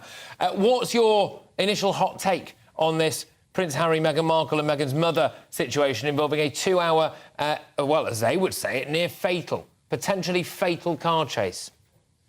You're quite right to say and to repeat that we haven't got the full facts of this. And as a reporter over many years, on many stories, I've seen circumstances change when the full facts emerge. But it's undeniable that there are terrible, horrific echoes of the early hours of the 31st of August 1997, when Harry's mother was pursued to her death in the Alma Tunnel and the paparazzi there present, who actually put their hands on her. One of them, a man called Roman Rat, actually put his hand on her neck, and they continued taking photographs. The motor drives were whirring. As she fought for her life, she was conscious and she was speaking. And 10 of those people were arrested. I don't think, whatever has happened, Patrick, there's no excuse for chasing people who quite clearly don't want to be photographed. You might say if we stopped running, they would stop chasing, but that probably didn't occur to them in the back of this taxi or whatever vehicle it was. The thing that I think is key, and it has been mentioned, that the police, the NYPD, fabled NYPD, New York Police Department, was present. So if they were present, this would very much be a case for a hand on the collar of these people. 10 people were arrested in Paris. They were dealt with reasonably leniently for not going to the aid of somebody in an emergency situation. It's interesting to reflect. I can't remember the exact amount of time that elapsed between the back door of the Ritz in Rue Cambon and the Alma Tunnel, but it was certainly less than 15 minutes. I can't remember the exact time, but it was quite a short period of time, but they were in pursuit throughout. Of course, as you've said, and it's undeniable, this will increase Prince Harry's hatred of the media and the paparazzi in particular. And that's a word I use advisedly. It is hatred. It is blind hatred of them. And it started from an early age when he was 3 years old and he didn't like the photographers. So that will only increase. And as you've said, and it's a legitimate point, he's very litigious. I think he's got about 7 different cases of different kinds going on in the courts. That's a very expensive hobby for anybody. And we'll have to see what happened. Fortunately, nobody was injured. Nobody was killed. How you can have a chase for 2 hours, I do not know, particularly. Michael, just on this, can I just pause you there for a second, please, Michael, as I'm sure you'll understand. We're getting a bit more info every time. Stay where you are, if that's OK, my good man. Mark White, our Home and Security Editor, I'm going to bring you in. You've got a line out of the NYPD, is that right? Yeah, that's right. As you'd imagine, the American news channels are all over this now. Now, CBS is reporting the first sort of confirmation from the New York Police Department that there was an incident. Until now, it's really only been this statement on behalf of the Duke and Duchess that we've got, and from their friend of theirs, Omid Scobie. But now CBS saying that the NYPD are saying officially the incident is under investigation. Sources are telling CBS 2, which is CBS's New York affiliate, that the NYPD is reviewing video evidence from the incident. Now, crucially, at this stage, I'm just getting another line through if you absolutely. I'll just review that. So basically, the NYPD there are confirming that something did happen. They are reviewing footage of it. As Mark was telling us a little bit earlier on as well, it would appear, it's again, fast-moving story, this. Prince Harry was... Go on, Mark. The NYPD have now told NBC, another, obviously, different major news organisation in the States, they have no information about any incident last night involving Harry and Meghan, but have received lots of calls on it. Not surprisingly, I think the World and their auntie are contacting the NYPD for information at the moment. Go on, Cameron Walker. I asked a question how Harry and Meghan's spokesperson specifically mentioned 2 NYPD who are allegedly involved in one of these incidents which happened last night, and yet the New York Police Department, according to what they've told US network, seems to have no information on Well, it's clashing information because you've got one very respected news organisation, CBS, and their local affiliate, CBS 2, saying they have spoken to a source. This is not official, but a source within the NYPD who said that they're reviewing video and that they are aware of an incident. That's not much of a statement, and it's certainly what it doesn't do, any of these statements, is corroborate the information that's coming out from the Duke and Duchess here and from their spokesperson talking about this near catastrophic car chase, red lights being run, people, including police officers, nearly being run over. So yeah, this is a really important distinction on this. So as we understand it, Harry and Meghan have released a statement in which they highlight, if indeed it's true, some pretty potentially catastrophic behaviour by the hands of the paparazzi. Harry and Meghan say that there was incidents of pedestrians nearly being hit, police officers being involved, other cars nearly being hit, this chase lasting around 2 hours, running red lights, people taking pictures whilst they were driving, and multiple different potential crimes, including speeding. I find it very difficult now to understand, Cameron, why we're not getting a bit more information out of it. I mean, this sounds like a major incident on the streets of New York, and as yet, the New York Police Department giving mixed messages to whether or not it happened. Well, exactly. We've had a very detailed, very strongly worded statement from the Sussexes. This is clearly one side of the story, but what we don't have is anything official from New York police officers or the New York Police Department. I have to question why it's taking quite so long for them to release any kind of statement. If this was a very serious incident, which seems to be the case, and seems to be suggested even by the Duke and Duchess of Sussex's spokesperson, then why is it that we have had nothing official from the police department in New York? As Mark says, it's mixed messages from various sources speaking to various different news organisations, but nonetheless, it's a lot of unanswered questions that we still have this afternoon. Yes, a huge amount. And Mark, two conflicting reports from the NYPD on this. Yeah, listen, far be it from us to suggest that the Duke and Duchess are engaging in hyperbole here in terms of what has happened. It's clear something has happened that has, from their point of view, angered and worried them. It's not pleasant. Of course it can't be pleasant being pursued by the paparazzi. We know that in LA, where they live, that the paparazzi there are notorious. In New York, a little less so, but still, will pursue. We are, of course, trying to keep tabs as well on American media, and I've just seen this. This is in the New York Times, and it has landed 2 minutes ago by my watch here. The New York Police Department said it did not have a report of a car chase involving the Prince and Meghan in the area, and there were no reports of any injuries or a crash. There were no immediate details about the incident. That's just dropped in the New York Times. Bear in mind the statement, which is worth recapping, from Harry, a spokesperson for Prince Harry, saying near catastrophic car crash went on for 2 hours in New York, chased by multiple paparazzi, potentially a convoy of around 6 blacked-out vehicles, high-speed chase, it sounded like, with pedestrians, NYPD officers, other drivers and themselves potentially being involved. The New York Police Department has reportedly told the New York Times, as of a couple of moments ago, they said it did not have a report of a car chase involving the Prince and Meghan in the area, and there were no reports of any injuries or a crash, and there was no immediate details. I believe Paul Duddridge is still with us. He's the host of Policy Review. Paul, sorry, I left you hanging there for absolutely ages. I assumed you'd gone. Paul, it seems bizarre that we have two such conflicting reports. Again, it's a developing story. The NYPD might release a statement soon and confirming everything, but it does seem amazing that we have no immediate report from the NYPD to say, yes, this happened and 2 of our officers were involved. It seems amazing to you? No, it doesn't seem amazing to me at all when you consider who's involved. Are you familiar with the story of the boy who cried wolf? Now, what this will turn out to be, and again, I'm nailing my colours. We've said this earlier. I'm nailing my colours.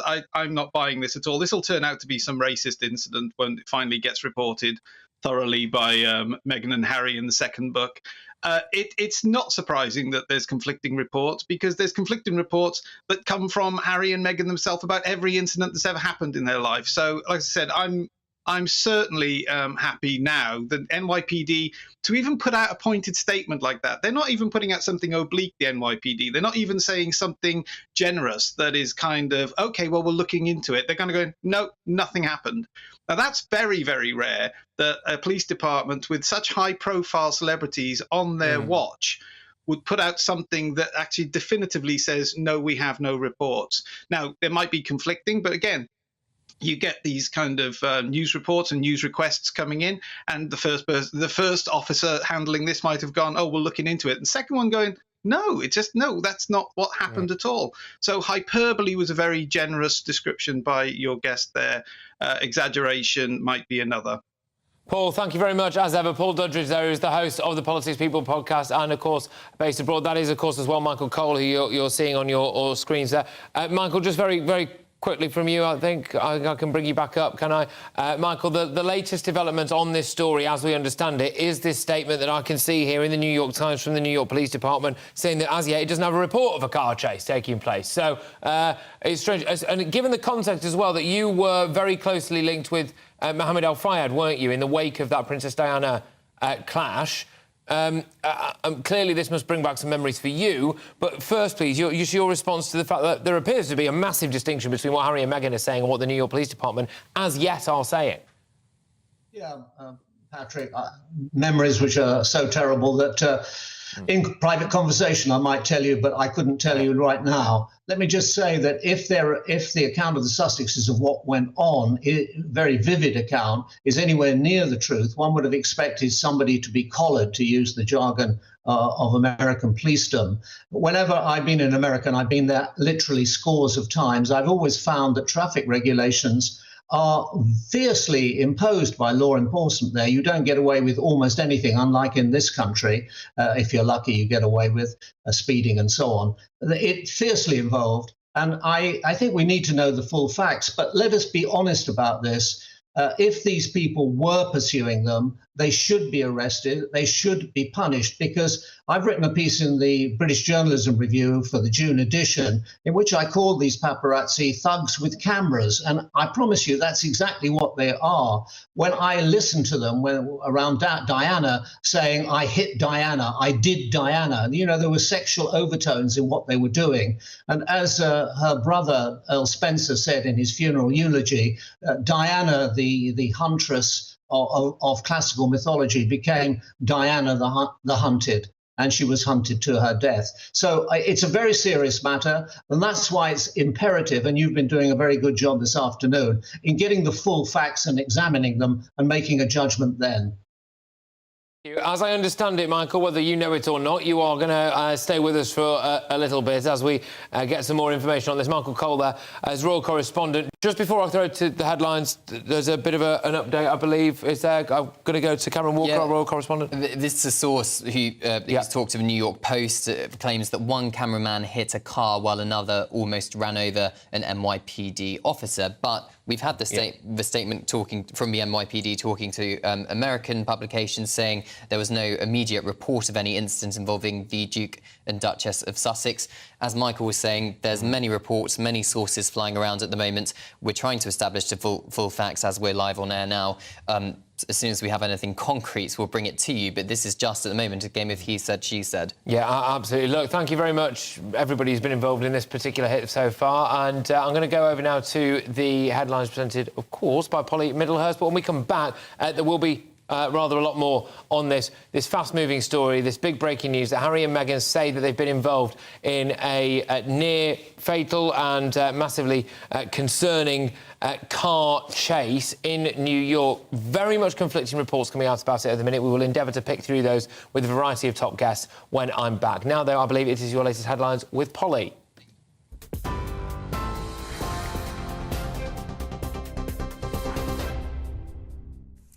Patrick, thank you. The top story this hour, as we've been hearing, breaking news in the last few minutes. Prince Harry says his wife Meghan and her mother were involved in a near-catastrophic car chase involving the paparazzi in New York last night. A spokesperson for the couple said the incident happened after they attended an awards ceremony in the city. The statement said the relentless pursuit, which they say lasted over 2 hours, resulted in multiple near collisions involving other drivers on the road, pedestrians and 2 New York Police Department officers. The NYPD, though, has told New York local media they have no information on the incident, but that the incident was now under investigation. That a developing story. Any new details, we will bring them to you right here, GB News. Now, in the meantime, a European trade group is backing calls to reassess post-Brexit trade rules for electric vehicle batteries.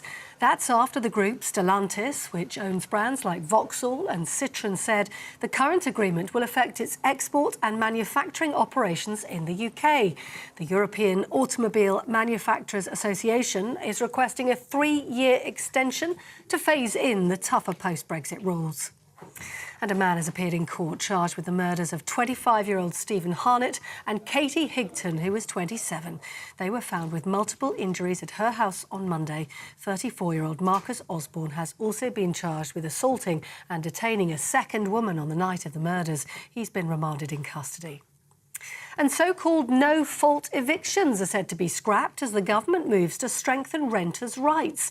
As it currently stands, landlords can reclaim property without giving tenants a good reason. But the new bill gives renters more power to challenge that without losing their home. Renters will also be given the legal right to ask to have pets in their home, which landlords can't refuse without good reason. The Defence Secretary has been warning Russia that the UK will continue supporting Ukraine with whatever it needs. Speaking at a news conference in Germany, Ben Wallace added that Britain will support any nation that doesn't have the means to do so. The news conference comes amid preparations for the upcoming NATO summit in Lithuania. You're up to date on TV, online, DAB+ radio and the TuneIn app. This is GB News, Britain's news channel.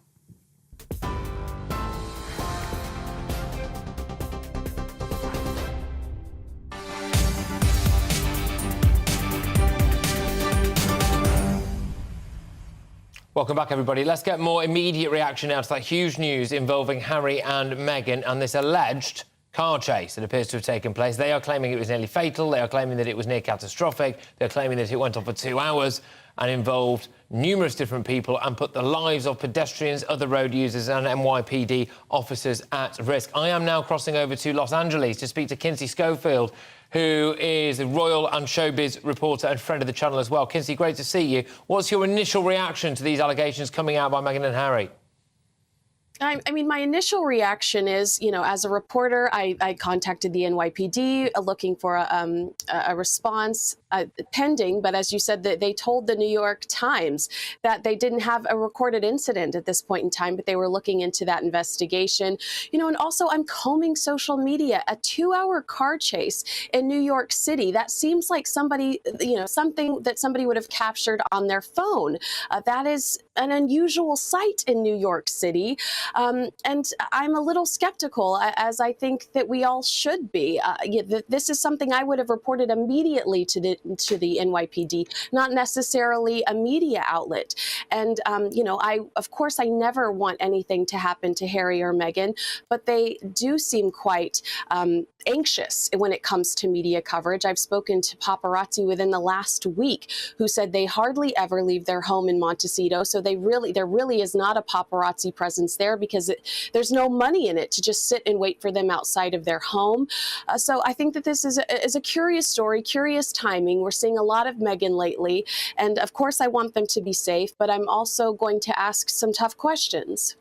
Well, what questions do you want to ask? Because something that stands out for me is really fascinating. The New York Times, which is, you know, reporting that the New York Police Department, as you've just said, and you've had it on good authority as well, as saying that they haven't got a report of a car chase. Bear in mind, it's supposed to have been... The picture that has been painted here is one of, you know, nearly... almost like people playing pinball high speed through the city of New York.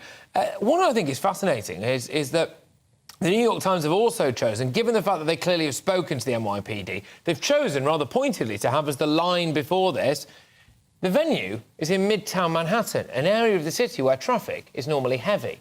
It does appear that cold water is being poured over Harry and Meghan's version of events almost immediately. That's exactly what I was thinking when I read this story. It's like stop and go, stop and go. So to have 6 huge cars and to paint the picture of this high-speed chase, visually it's thrilling.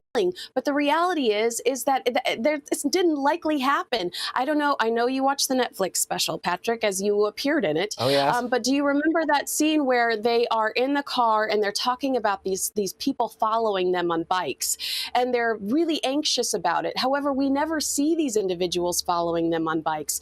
You know, again, I can't stress enough, I don't want anything to happen to Harry and Meghan, but it does seem like they are very anxious, almost to the point of paranoid when it comes to paparazzi. And how can you not be when you lost your mother to them? Yeah, and Kinsey, can I just ask you to stay there if that's all right? Because we're getting a little bit more info, as I'm sure you'll appreciate, every minute, really, on this. I'm going to bring Mark White in now, our Home and Security Editor. Mark. Yeah, I mean, the American networks are all over this, understandably, so they're working their sources as well. CNN have just interviewed a former NYPD Deputy Commissioner of Intelligence and Counter-Terrorism, who's been apparently speaking to people within the NYPD. Now, he said that, obviously, the original story that's been coming in has been about an accident, which is not the case, that there was not an accident. But he said basically that people around the protective detail, so presumably NYPD officers, so it seems that to some degree they were involved in some kind of escort capacity for the vehicles that were carrying the Duke and the Duchess. Those people around the protective detail that was assigned to this, they said they were overwhelmed by paparazzi. These were people in cars, these were people on motorcycles, these were people on scooters that had surrounded the vehicle in Midtown traffic. That person then goes on in his interview with the news channel to say, and now you've got the NYPD team that is with the protective detail behind the principal's car, the principals being the term that is used for the Duke and Duchess, the VIPs, at the centre of this. And there's scooters and motorcycles running in between them and ahead of them, crossing in front of them. They're trying to create some distance, according to this chap, and this is becoming worse and worse. So finally, in frustration, they made a command decision trying to first slow down the traffic, block the street and get some distance. That didn't work, apparently, because then the scooters and the motorcycles flew down the sidewalks, their pavements, with pedestrians scattering. So this, again, Miller is saying, he said, so they then went to the 19th precinct, that's on 67th Street in Manhattan. They blocked off both ends of the street. They created basically a buffer, and then they spent some time, the Duke and Duchess spent some time apparently in a police precinct there on the 19th police precinct. OK. So some very interesting detail there from a very senior former member of the NYPD who claims that he's been speaking to officers currently still working for the NYPD, and this is their account. So effectively, NYPD officers were involved to some extent in escort duties around these vehicles that the Duke and Duchess were in. Now, there is some footage. We've been hearing about a taxi. I don't know if that's a bit of a red herring. It's being confused maybe from another incident, but footage that appears to show the couple leaving this event in New York last night showed them going into a blacked out black vehicle, and certainly they were seen, according to Cameron, arriving at this event in 3 blacked out SUVs. So leaving there was, it seems, NYPD officers involved in some kind of escort duties. At some point, there was a lot of paparazzis pursuing the vehicle, trying to get photographs. It became a bit of a bun fight involving vehicles and mopeds up on the sidewalks. They took a decision for safety reasons to guide these vehicles down to the 19th precinct police station, blocked off both ends of that street to give some kind of respite for the Duke and Duchess for a while till they made their next move, whatever that happened to be. No, that is the most, if indeed obviously it's true, there's no reason to believe it's not true, the most comprehensive account so far that we have received of the situation. And that has come from a New York police source, yes? A former New York very senior officer in the New York Police Department, former Deputy Commissioner of Intelligence, who claims to have been in contact with currently serving NYPD officers who have given him this account of what was unfolding on the streets of Manhattan. OK, right, great stuff. Mark White, thank you very, very much. it's worthwhile, I think, just doing a bit of a recap, because this has moved at an exponential pace in the last hour and a half. So it initially broke with a spokesperson for Prince Harry releasing a statement saying that there was a near-catastrophic car chase involving himself, Meghan Markle and Meghan's mother following an award ceremony in New York. They then elaborated on that detail, which appeared to paint the picture of a press pack, a scrum, as it were, behaving incredibly badly, and that they were in fear of their lives, and that people were behaving just terribly, basically, and it went on for 2 hours. Since then, the New York Police Department, officially anyway, according to multiple different American news sources, has saying that it has not received a report of a car chase involving the Prince and Meghan in the area. There are no reports of any injuries or a crash. Then the latest line that we've got at the minute is somebody who claims to be very, very well connected, and a former New York police officer, saying that there was an incident. It sounds as though it was a very high-tempo media scrum, and the decision was then made to take Harry and Meghan, and presumably her mother as well, into a police precinct and keep them there for a period of time until it quietened down. So that's the latest that we've got on that at the minute. I'm going to... Oh, Mark White's got a look on his face. Can I just add some more confusion into the mix? I feel as though we should apologise to our audience, but, you know, we're giving you this raw as we're getting information as well, and it's chopping and changing, sadly, which is not making the picture... No, well, it's not. I mean, I just outlined the any changing clearer. picture. So clearly, you know, we're getting the information from these sources. There's now some video that has popped up that I've just been looking at on Twitter. We'll do our level best to see if we can get that to you. Filmed from the street, that does indeed show the Duke and Duchess appear to be in downtown Manhattan, surrounded by people trying to take photographs in a yellow taxi. Now, they were seen leaving this event, getting into that black SUV. Now, it's perfectly possible that at some point they've done the old switcheroo into a taxi to avoid the glare of the pub. That would not... No. I say it would not be uncommon. It doesn't happen all that often.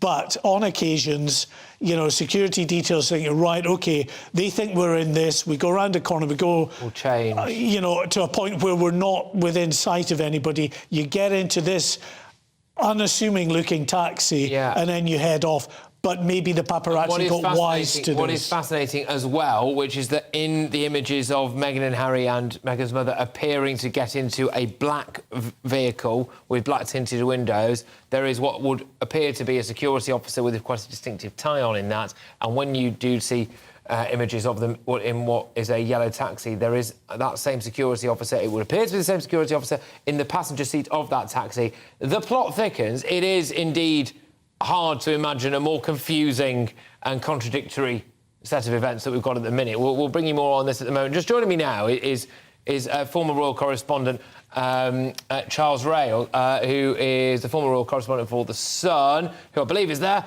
Charles Ray, thank you very much for joining us. So let's just recap where we are. Harry and Meghan released a statement saying that there was this near-catastrophic and potentially nearly fatal car chase involving a load of paparazzi and them in some kind of 6-car convoy. The NYPD then said they haven't got a record of it. Then someone linked to the NYPD says that they do have a record of it. And then it looks as though they might have been in a yellow taxi and not in a convoy. What's going on, Charles?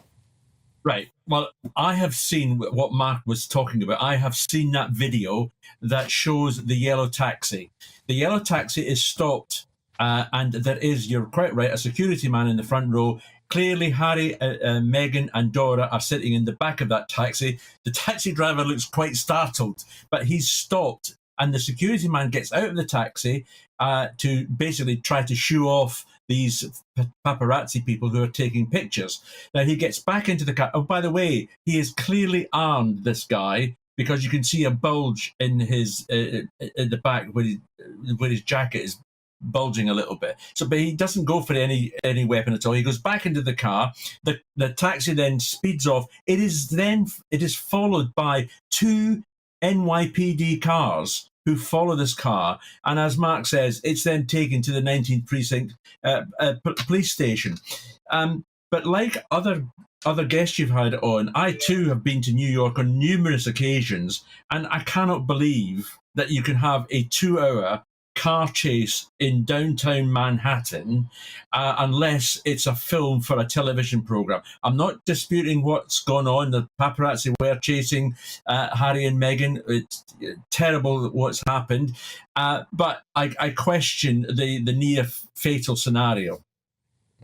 OK, Charles, thank you very much. Just stay where you are for me, if that's all right. I'm bringing in Kinsey Schofield now again, who, of course, is based in Los Angeles, has a lot of experience with what the US press is like, who's a fan favourite as well here on GB News, it must be said, a royal and showbiz reporter. Kinsey, thank you so much for bearing with us there. Yes, OK, so it appears that Meghan and Harry have done the old switcheroo. They've gone from some kind of SUV, they've got into a yellow taxi under the pretence of trying to avoid some publicity that has, well, apparently made things worse. And they then got a police escort. It just seems a little bit odd, Kinsey, that you would pay for such significant security detail, and that security detail will tell you to get out of what would appear to be an armoured car and get into a New York taxi.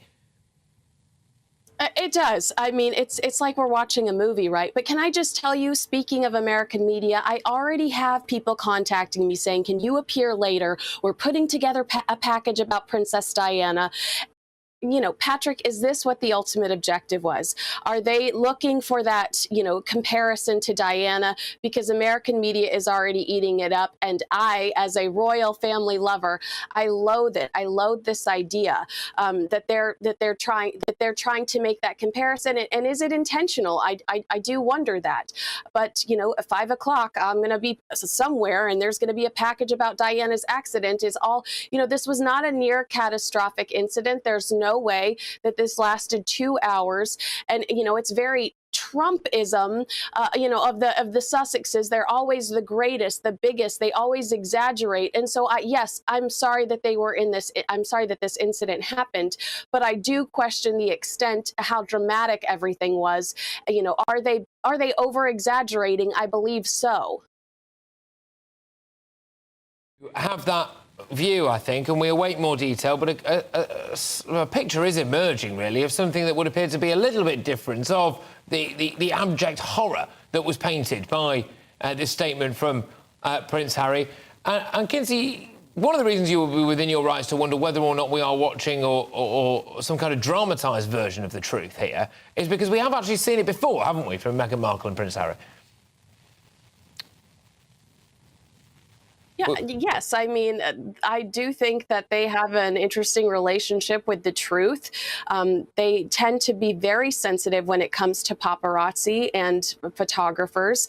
And even here in Backgrid, ironically, is the photography agency that got some of those photographs of Harry and Meghan in the taxi. It does appear that they have a relationship with that agency, because if you look at all of the photos that come out of Harry and Meghan in Montecito, whether it's hiking, whether it's sushi, you know, whether it's a day on the beach, they tend to be Backgrid photographs. Backgrid it has a great relationship with celebrities, to the point where sometimes celebrities call them and set up those images themselves. So I do think that it's all, we should all be very suspicious of what we're being told. Were photographs being taken of them? Yes. Were people pursuing them? Unfortunately, I'm sure they were, but not to the, I don't believe it's to the extent that we have been told by the Sussexes. Kinsey, thank you very, very much. Kinsey Schofield there, who's a royal and showbiz reporter who's based in Los Angeles. Always massively appreciate your time for us, Kinsey. Thank you so, so much. Mark White has some detail on this at the moment for you. Yeah, one New York-based news organisation, page6.com, they are quoting their sources as saying that the trio, that's Harry, Meghan and also Meghan's mother, Doria, left the event in an SUV around 10 p.m. So that absolutely corresponds with the images that we've seen of them getting into that black SUV. They were immediately, according to the source, followed by around 12 paparazzi. They eventually, this is the security detail for Harry, his private security detail, decided to ditch their original vehicle and jump in a yellow cab in the hopes of evading the photographers. So just as we were sort of alluding or speculating about just a few minutes ago, that is now being spoken off in confirmatory terms by this source for this news organisation in New York. The source claims that one cameraman hit a car while another almost ran over an NYPD officer during what the couple have obviously described as a near fatal chase. They also said once in the taxi, Harry used his cell phone to record the ensuing melee.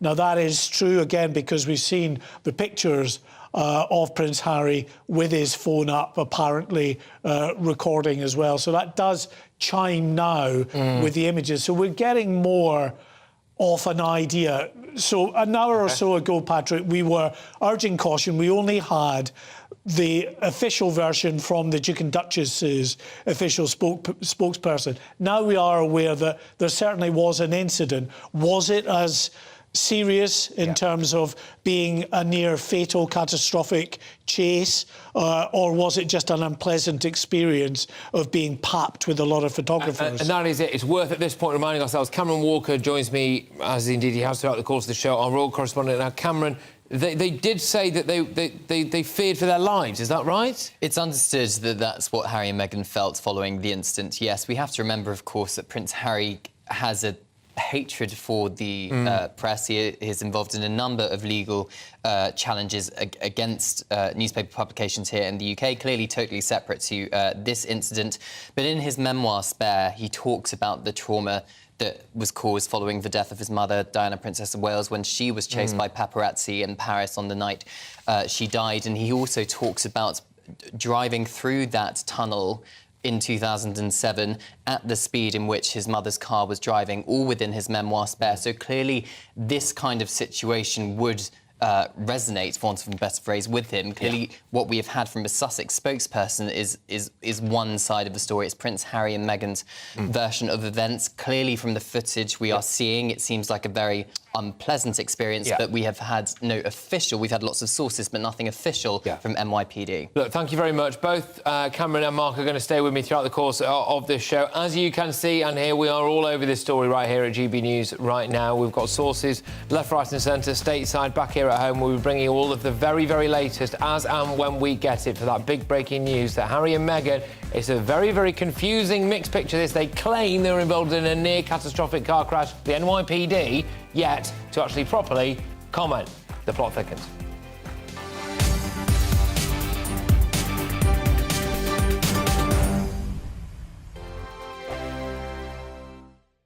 Monday to Thursday nights on GB News. At 6, it's Dubes & Co. 7 o'clock, Farage. At 8, join Jacob Rees-Mogg. And at 9, Dan Wootton Tonight, followed by Headliners. On TV, radio and online. This is GB News. First and foremost, I'm a GB News fan, and I was before I was working here. Just love the fact that we're asking the questions that a lot of establishment media won't ask. With a bit of a twist, we not only want to inform you, but we want to keep you entertained. It's worth the drive because you get in and the team's all ready and waiting, they're itching to go, and it's a proper little family. GB News is the people's channel. It's the audience that makes the programme sing. We're giving our viewers and our listeners a voice. I see the thousands of your letters, tweets, emails, you name it, coming in. Britain is broken.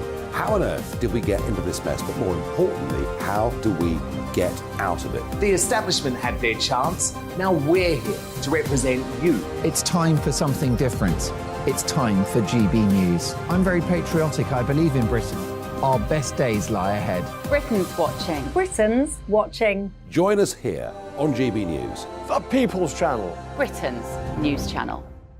Join me, Patrick Christys, Monday to Friday, 3 till 6. We tackle the day's news agenda like you've never seen before. It's high tempo, high octane, the most controversial topics and the best guests. You will not be able to take your eyes and ears off it. I'm not afraid to ask the questions that you really want answered. 3 till 6 p.m, Monday to Friday on GB News, the People's Channel, Britain's news channel. GB News has its own late-night paper preview show, Headliners, where comedians take you through the next day's top news stories. You don't have to bother reading the newspaper, we've got it covered for you. Headliners, every night at 11 p.m, and repeated every morning at 5 a.m. We won't send you to sleep like some of the other paper review shows out there. GB News, the People's Channel, Britain's news channel.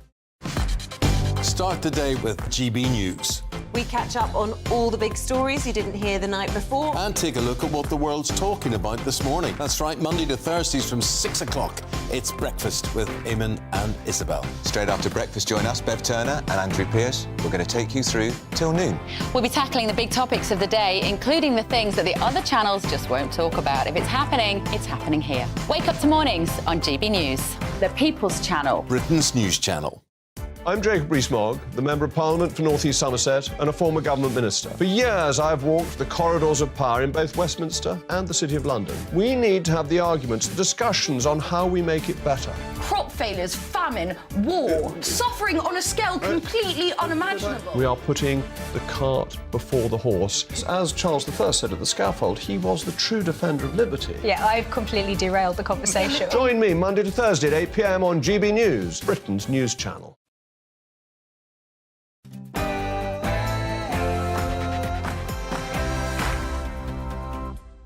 Welcome back, ladies and gentlemen. Patrick Christys here on GB News, and we are absolutely all over this big breaking story that Harry and Meghan say that they were in a near catastrophic car chase in New York. But this picture is a murky one. As we understand it, there was paparazzi involved, there was a security detail involved, pedestrians involved, other drivers, and of course the NYPD. What is fascinating is that the NYPD have not yet come out and corroborated Harry and Meghan's claims. Apparently Prince Harry was fearing for his life. This was after they left an awards ceremony alongside Meghan Markle's mother. It is a deeply confusing picture at the moment. We will endeavour to unpack this and bring you the very latest and the truth as and when we get it. Right now, though, it's your headlines with Polly.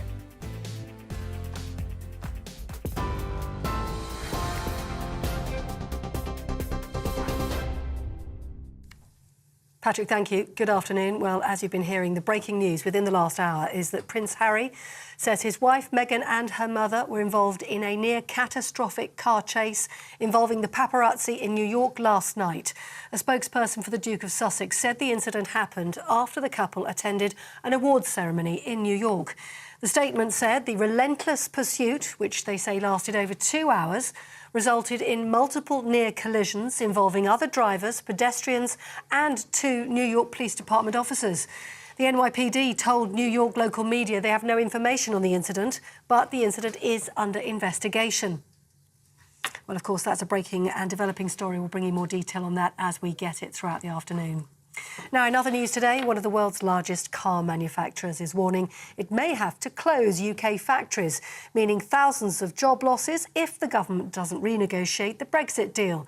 That's after Stellantis, which owns brands like Vauxhall and Citroën, said the current agreement will affect its export and manufacturing operations in the UK. The company says without changes, it'll struggle to make electric vehicles at Ellesmere Port and Luton. The European Automobile Manufacturers Association is requesting a 3-year extension to phase in the tougher post-Brexit rules. Former Brexit negotiator Lord Frost told GB News this will test UK-EU relations. Would not be sensible to reopen the entire trade agreement. This particular issue was one of the last to be settled in 2020. The car industry was happy with it at the time, but obviously a lot's changed in the energy electric vehicle world since then. Let's see if the government does decide they want to see if this problem can be fixed. Well, it's a good test of whether our new, warmer relationship with the EU can actually deliver anything. Now, the anti-monarchy group Republic says it never had any intention of disrupting the King's coronation. Giving evidence to a parliamentary committee, the group's campaign manager Graham Smith described the arrest on the morning of the event as, for him, a traumatic experience. The Metropolitan Police told MPs arrests were made because officers were operating in what was described as a threat environment. 8 people have died and thousands have been evacuated from their homes as floods have hit northern Italy. Italy's civil protection minister has said some areas in the Emilia-Romagna region received half their annual rainfall in just 36 hours. That has caused riverbanks to burst, sending water cascading through towns and submerging thousands of acres of farmland. This weekend's Formula One race, due to take place near some of the worst hit areas, was called off after the government said the emergency services had to concentrate now on the rescue operation in the area. Here, Labour wants to give local areas the power to build houses on green belt land on the condition it won't impact areas of natural beauty. So Keir Starmer told the British Chambers of Commerce that increasing housing supply would lead to lower property prices. The party says it'll restore a target of building 300,000 houses annually if it wins the next general election. And that comes as the Prime Minister Rishi Sunak was forced to drop plans for compulsory housing targets after a backlash from rebel backbench MPs. You're with GB News, more news as it happens. Now back to Patrick.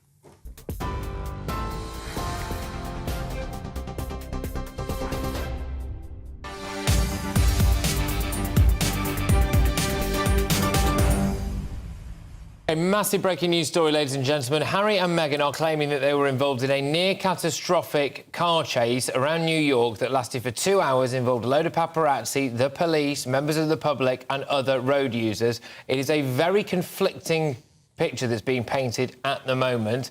I'm going to just go straight over to Mark White, who's our Home and Security Editor, who has the latest line, I believe, from the New York Mayor. Yes, this is from New York Mayor Eric Adams, who's been talking to members of the press in New York this afternoon, their time. And he says clearly the paparazzi want to get the best shot, but he says public safety is the most important thing. 2 police officers, he confirms, could have been injured. This is, he says, a densely populated city. So not that those 2 police officers have been injured, but could have been injured, as clearly the Duke and Duchess have been claiming through their spokesperson. He then goes on to say, not many of us who don't recall how his mother died, clearly, again, just reflecting on that terrible car crash in Paris back in 1997. But it would be horrific, he said, to lose innocent bystanders in this particular incident as well. So claiming clearly that there was a dangerous incident that was unfolding. Interestingly, Patrick, he says, he finds it hard to believe that it's a 2-hour high-speed chase, as seems to have been the initial contention of the spokesperson for the Duke and Duchess. However, he said it's extremely irresponsible and he thinks it was reckless what the paparazzi were doing. Yeah. The images that have come out absolutely show there was an incident. There is no doubt about it. The paparazzi, the photographers, were there trying to get photographs and video of the Duke and the Duchess. This kind of thing happens a lot, of course, to celebrities. It appears that it did descend into quite chaotic scenes in Manhattan. We know, at least according to news reports on various American news channels, quoting sources connected to the NYPD, nothing official from them yet, but suggesting that the Duke and Duchess, after a while, were brought by NYPD officers to the 19th Precinct police station. Yeah. There, the road near the precinct was blocked off at both ends, allowing the couple for some time to stay within that area. Yeah, can I just say as well, if you are just watching or listening to this right now and you are wondering why there doesn't appear to be much more CCTV footage of this near-catastrophic incident and why there doesn't appear to be a much more straightforward and obvious way of corroborating what Prince Harry is saying and Meghan Markle is saying and what may or may not have happened, so are we. It is absolutely remarkable that in that particular patch of New York there can be such a big discrepancy between, it's fair to say, not just Harry and Meghan, but also the NYPD, who, according to the New York Times, are still saying that they do not have a report of a car chase in this area. It is an incredibly densely populated area. By definition, there are a lot of CCTV cameras and paparazzi, clearly. And it is remarkable that there isn't any more footage really coming out of it. Some footage, though, does appear to show Harry and Meghan getting into, initially, a blacked-out SUV. That's part of a convoy with a security detail. Then footage appears to be pictured later on showing them in a yellow taxi. It's not an uncommon thing, necessarily, for people who are high-profile, involved in some kind of chase to try to switch vehicles, to remove themselves from the public gaze. That yellow taxi then appears to be followed by 2 police cars with the blues and twos on. But then what appears to happen... Oh, OK, I tell you what, I'm just getting in my ear that we can now hear from the New York Mayor, Eric Adams. The press, paparazzis, they want to get the right shot, they want to get the right story. But public safety must always be at the forefront. The briefing I received, 2 of our officers could have been injured. New York City is different from a small town somewhere. You shouldn't be speeding anywhere, but this is a densely populated city. And I think all of us, I don't think there's many of us who don't recall how his mom died, and it would be horrific to lose an innocent bystander during a chase like this, and something to have happened to them as well. So I think we have to be extremely responsible. I thought that was a bit reckless and irresponsible. OK, I'm going to bring in Michael Cole now, who's been very patiently, and thank you for this, Michael, by the way, staying on the line for us throughout. It's a former royal correspondent, a man with, decades of royal reporting knowledge in the bank here. Michael, there does appear to be a significant discrepancy between the version of events that Harry and Meghan have been putting out and, clearly, the confusion amongst NYPD and the Mayor of New York as to what exactly has happened. What's your take on what we know so far? Well, that's well summed up. I think we can listen to His Honour the Mayor with some degree of interest. But, Patrick, let me tell you this.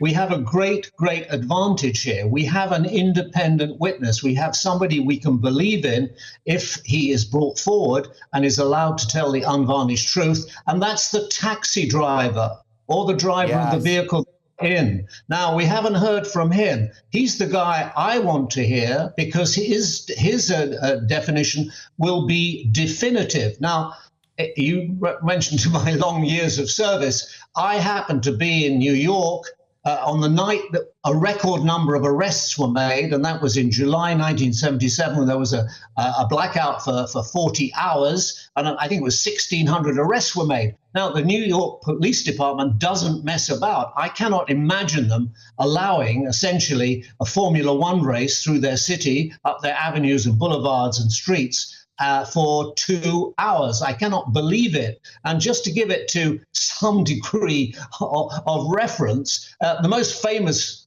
car chase ever filmed for entertainment was a film called Bullet, directed by a British director called Peter Yates. You remember that was San Francisco, up and down the hills. I think that car chase went on for 12 minutes, and it seemed a lot longer. And of course, it took days to film. So as you say, we need to know. But as His Honour the Mayor said there are terrible, horrific echoes of the appalling death of Princess Diana in the Alma Tunnel in the early hours of 31st of August 1997. And one hopes, one prays that will never, ever happen again. What is also ironic, Patrick, and go with me here, I mean, one of the reasons why they left first for Canada and then to California was because they thought or felt, Meghan and Harry felt, that the British media were impossible, the continental media were even worse, and that the Americans would somehow give them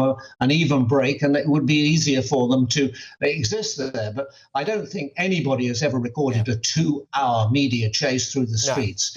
Which ended without this amount of footage. In the day, I'm sorry, but in the day and age, Michael, as you well know, of everyone with camera phones, the CCTV left, right and centre and all of this stuff, this chase allegedly going on for 2 hours, I find that remarkable. You would have thought, though, Michael, thank you. Again, I'm going to come back to you.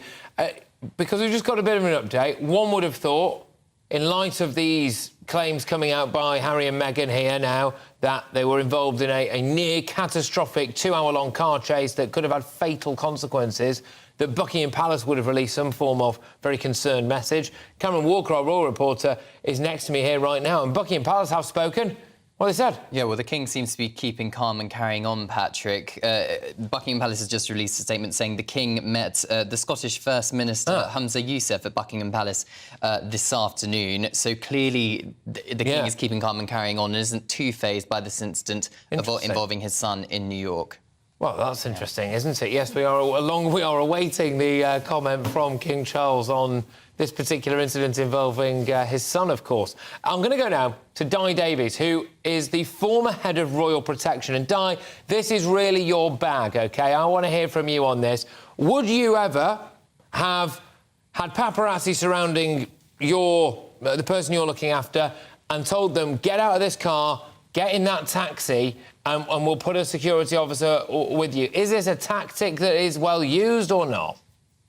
Well, good afternoon. No, this is quite extraordinary. And like you, I'm just picking up facets of it. The truth is, this sounds incredible. And as Mr. Cole says, a 2-hour chase sounds incredibly false to me. I simply can't understand why the police aren't giving an accurate update.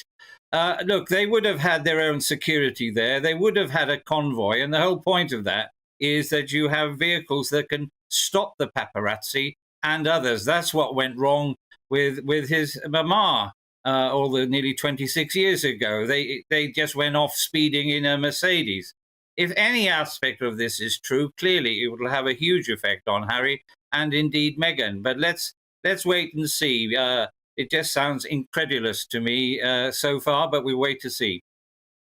Di, this is... I'm just keen from your, with your former head of Royal Protection hat on, to just describe, OK, for you, if you had your person of interest that you were looking after and you had security all around them and local police involved as well, whether or not you would have ever advised them to get into a commercial vehicle and drive around a little bit in order to lose paparazzi?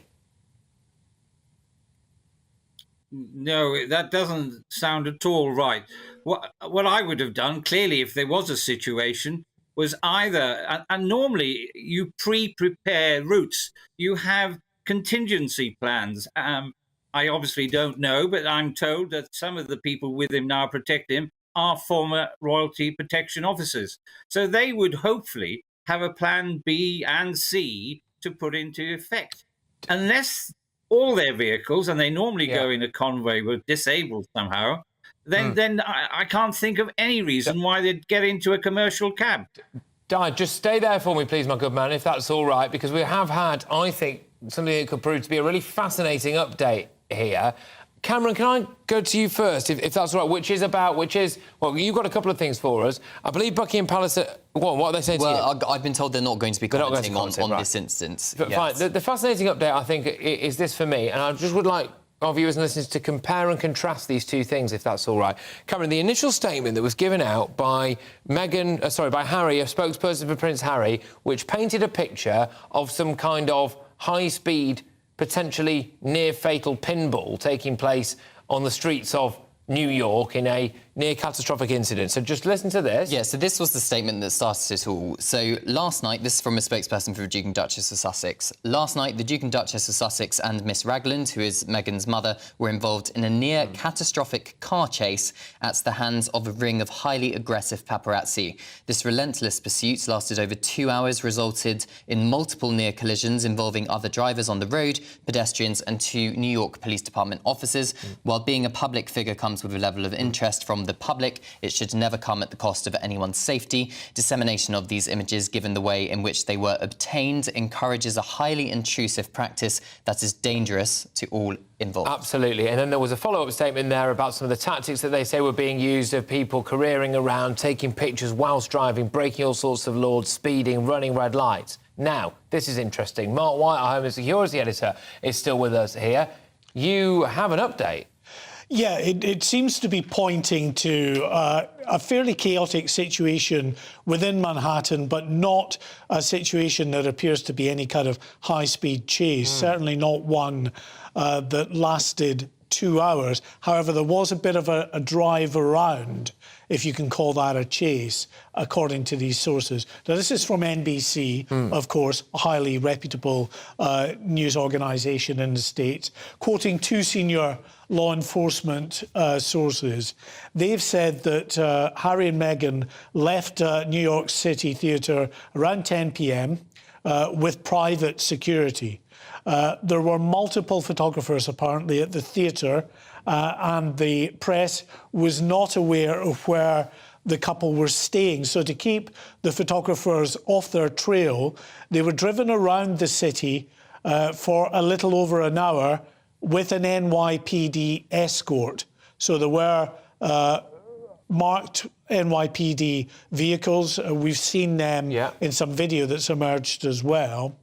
They were then driven to a police precinct. I think we had that information before, where they stayed briefly to get into a different car and then left without being followed at that stage. Now, what this doesn't say in this statement is actually at what point they changed into a taxi. No. Was that the other vehicle they got into? I am sorry, but there is a world of difference between those two statements. There is an absolute gulf, a chasm, between the initial statement put out by Prince Harry and what is currently being reported at the moment in American media. Well, I think to the uninitiated, looking at a paparazzi photographer scrum, it can look chaotic, it can look a bit menacing and threatening. At the end of the day, what are they doing? They're trying to take photographs of people who on this occasion clearly don't want to be photographed. But as someone who's covered many sort of high-profile events and court cases over the year, this is something that you'd see often at any event outside the Old Bailey or outside the High Court. High-profile individuals turn up. You've seen it, these big scrums of photographers and camera crews chasing people down the streets on pavements and alike. As I say, you know, if you're a member of the public not used to that kind of thing, it looks very threatening and very intimidating. To a celebrity and a high-profile royal, they, of course, know what comes with the media. Is that a car chase that potentially puts lives at risk? Well, certainly some of the reports, Patrick, to be fair to the couple and what they're saying, do say that it was chaotic, that at times people on the sidewalks were at risk with motorbikes going up on the sidewalks. So certainly a chaotic situation. Whether it was a high-speed chase lasting 2 hours seems very doubtful. We've got a bit of an update. We heard from him earlier on. We're going to hear from him again now. This is the Mayor of New York, Eric Adams. I would find it hard to believe that there was a 2-hour high-speed chase. That would be, I find it hard to believe, but we will find out the exact duration of it. But if it's 10 minutes, a 10-minute chase is extremely dangerous in New York City. We have a lot of traffic, a lot of movement, a lot of people are using our streets. Any type of high-speed chase that involves something of that nature is inappropriate. You know, police do it under limited circumstances when they're going after violent people, but to do it because you want to get the right shot can turn out to be a place where people can be harmed in a real way. OK, so that is the Mayor of New York, Eric Adams. He says he finds it hard to believe that there will be a 2-hour high-speed car chase. It is worth noting, and to be fair here now, the Sussexes didn't say that it was a 2-hour high-speed chase. They painted a picture of, at times, speeding, running red lights, being backed down alleyways and absolute carnage. But this idea of it being, you know, a complete 2-hour high-speed car chase, to be fair, they've never actually said that it was. But this is fascinating, that that's the Mayor of New York, OK? The NYPD are not being particularly forthcoming with any information. It doesn't sound, from the sources that we can gather at the moment, that they know that much about it. The Mayor of New York clearly doesn't know that much about it, does he? He's called a press conference because of the massive international media attention to this particular incident right now. He's scrambling around. He doesn't seem to know too much. Kinsey Schofield joins us now. Again, yes, there we go. Kinsey, hello. Who is, of course, a royal and showbiz reporter stateside in Los Angeles. Kinsey, this is remarkable, isn't it? That the Mayor of New York Oh, go on. Go Yeah, on. absolutely. And I'm telling you, my phone is blowing up. This story, I think people just cannot believe what's going on. I just wanted to quickly give you an update as to what TMZ is saying.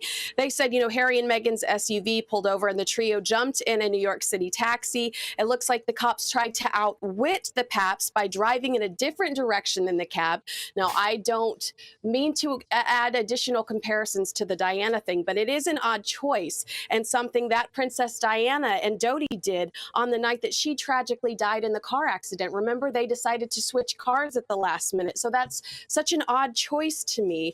And I don't know if you remember this, but prior to her death, while under royal protection, Diana used to avoid these incidents by agreeing to give paparazzi a photo. And Harry would be familiar with that. You know, they would say, please just leave. We're going to give you a few pictures if you'll please just leave us alone. And you'll hear Ken Worf sometimes when talking about Diana's death say, these incidents can be avoided if you'll just say, yeah, we're going to give you a few photos. But as Cameron Walker has reported several times today, Harry is so resentful and has so much anger towards photographers that, you know, it's not necessarily a surprise that he wouldn't want to work with them in that instance. Now, you've said several times, why can we not find any video? What I think is interesting is in New York City, taxis typically record what's happening inside and sometimes what's happening around the vehicle, and that is for their safety. So whenever you jump into a taxi, it says you're currently being recorded.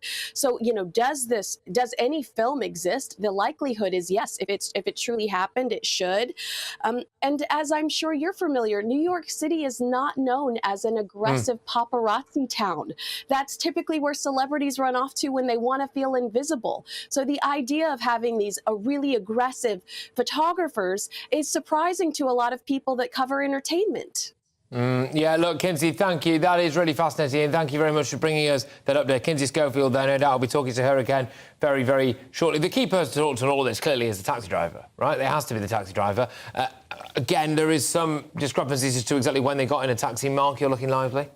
No, well, just to say, yes, a taxi driver, but also just members of the public there on the streets in New York. I think one of the reasons why we're not getting a huge amount of video out there is that, you know, they have very well-established news agencies in America. They have them in this country too as well, who get on the scene quite quickly. They buy up a lot of the video that people snap on their phones and then charge an absolute fortune for news organisations to use them, which is why probably individual news channels probably don't want to pay an arm and a leg for a bit of user-generated footage from an iPhone. I've got a tweet here from Omid Scobie, who is and has previously been Harry and Meghan's go-to journalist. He has been tweeting photos of the couple that came as a result from the 2-hour chase briefly appeared on the Daily Mail this morning, but have since been removed.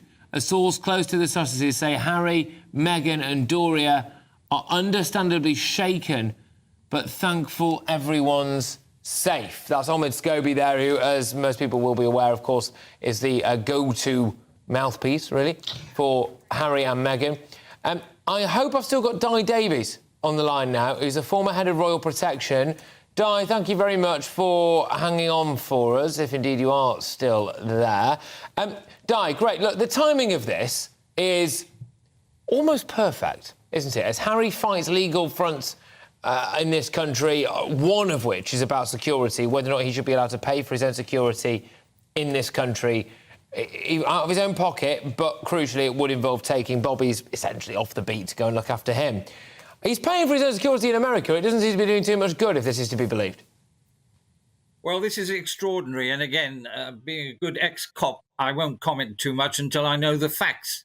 It is quite extraordinary if indeed, as has been reported, that they got out of their SUVs and their backup vehicles and extraordinarily decided to get in a cab, presumably, with their protection officers. I think we should hold hard, really, because frankly, this sounds incredulous to me, and certainly I have to ask serious questions about those who allegedly are looking after them and the decision-making, if indeed any of this seems true. Can I just say, I completely understand, absolutely, especially given the nature of your previous work, that you don't want to pass too much comment. This is a fast-paced story. It's changing. I mean, to be honest with you, some of the information that you're getting through here is almost the polar opposite and has been since the first minute this story broke. So it is an incredibly choppy situation. You did just say there, Di, a phrase, if indeed this appears to be true. Well, what's making you say that? Well, it's the conflicting aspects. Yes, I can understand that they were pursued. And yes, as your colleague says, you know, this happens regularly. But there's a ways and means of dealing with it. And Mr. Worf and others who protected Diana would tell you in far greater detail how they dealt with it. It is quite extraordinary. And I just find the whole episode difficult to understand and indeed believe at this stage. But I'm sure facts will emerge. The biggest fact is I've never heard in protection terms of somebody doing what they have. You normally have a contingency plan to deal with this type of issue. But again, there may have been literally hundreds of paparazzi and they were all over the place and driving on pavements. Well, again, the safest thing to do would be drive to the nearest precinct, but not to drive around for hours trying to get rid of them. That would be nonsensical, in my opinion. And I think, as well, if you're just joining us, these are the initial words and takes of the former head of Royal Protection here, just really, really scratching his head as to how on earth this situation could have happened. Di, thank you, as ever. Please stay where you are. If we can have you for a few more minutes, that'll be great. Di Davies there, former head of Royal Protection. Look, Buckingham Palace, the royal family have tweeted a few moments ago, not in relation to this incident, it must be said. They were saying that King Charles has welcomed Humza Yousaf, I believe, to... is it Buckingham Palace, Cameron? Is that right? Yeah. So Buckingham Palace, he's not overly concerned. And Cameron as well, they did say to you that they will not be... well, someone within Buckingham Palace has told me they're not going to be commenting on this particular incident. On this particular incident, right, OK. When I come back after your headlines, Mark White is going to be giving you the very latest bang-up-to-date information that's coming out of America on this. Harry and Meghan claiming to be involved in a at times high speed, near catastrophe of a car chase, and it is proving very difficult as yet to corroborate these claims. I'm going to throw you over now to get your headlines with Polly Middlehurst.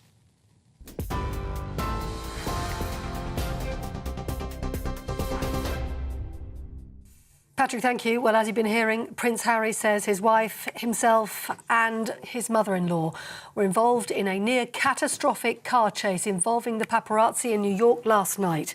A spokesperson for the couple said the incident happened after they attended an awards ceremony in New York. The statement said the relentless pursuit, lasting over 2 hours, resulted in multiple near collisions involving other drivers on the road, pedestrians and 2 New York Police Department officers. The NYPD has told the New York local media the incident is under investigation, and the New York City Mayor Eric Adams has, within the last hour, said public safety comes first and foremost. Press, paparazzis, you know, they want to get the right shot, they want to get the right story, but public safety must always be at the forefront. The briefing I received, you know, 2 of our officers could have been injured, and it would be horrific to lose an innocent bystander during a chase like this, and something to have happened to them as well. So I think we have to be extremely responsible. I thought that was a bit reckless and irresponsible. In other news today, a European trade group is backing calls to reassess post-Brexit trade rules for electric vehicle batteries. That's after Stellantis, which owns brands like Vauxhall and Citroën, said the current agreement will affect its export and manufacturing operations in the UK. The European Automobile Manufacturers Association is requesting now a 3-year extension to phase in tougher post-Brexit rules. A man has appeared in court charged with the murders of 25-year-old Stephen Harnett and Katie Higton, who was 27. They were found with multiple injuries at her home on Monday. 34-year-old Marcus Osborne has also been charged with assaulting and detaining a second woman on the night of the murders. He's been remanded in custody. And the Defence Secretary has warned Russia that the UK will continue supporting Ukraine with whatever it needs. Speaking at a news conference in Germany, Ben Wallace added that Britain will support any nation that doesn't have the means to do so. The news conference comes amid preparations for the upcoming NATO summit in Lithuania. You're with GB News, Britain's news channel.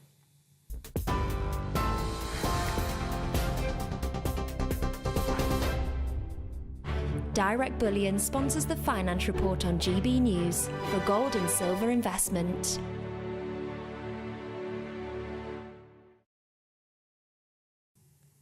Here's a quick snapshot of today's markets, and the pound buying you $1.2483 and €1.1523. The price of gold stands at £1,586.72 for an ounce, and the FTSE 100 closed in London today at 7,723.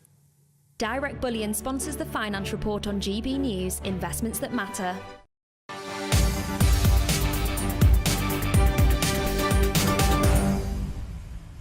Now, a reminder of this big breaking news that we brought to you in the last hour, and this story is updating minute by minute, ladies and gentlemen. Prince Harry and his wife Meghan Markle and her mother were involved, as they say, in a near-catastrophic car chase involving paparazzi photographers. That's according to a spokesperson for the Prince. I am joined for the remainder of this show by a whole host of guests, both stateside, in the UK, the former head of Royal Protection, our Home and Security Editor, Mark White, and our Royal Correspondent, Cameron Walker, as well. Cameron, I will start with you on this. The initial statement was saying that there was this near-catastrophic case, and they painted a picture, didn't they, of paparazzi behaving appallingly, and they were talking about things like jumping red lights, etc., etc., etc. What was going on there? So it was a very, very strongly worded statement from the Sussexes. So clearly this pointed to the fact that Harry and Meghan were perhaps quite shaken by the incident in question. So this is exactly what the spokesperson for the Sussexes said. It said, last night, the Duke and Duchess of Sussex and Miss Ragland, who is Meghan's mother,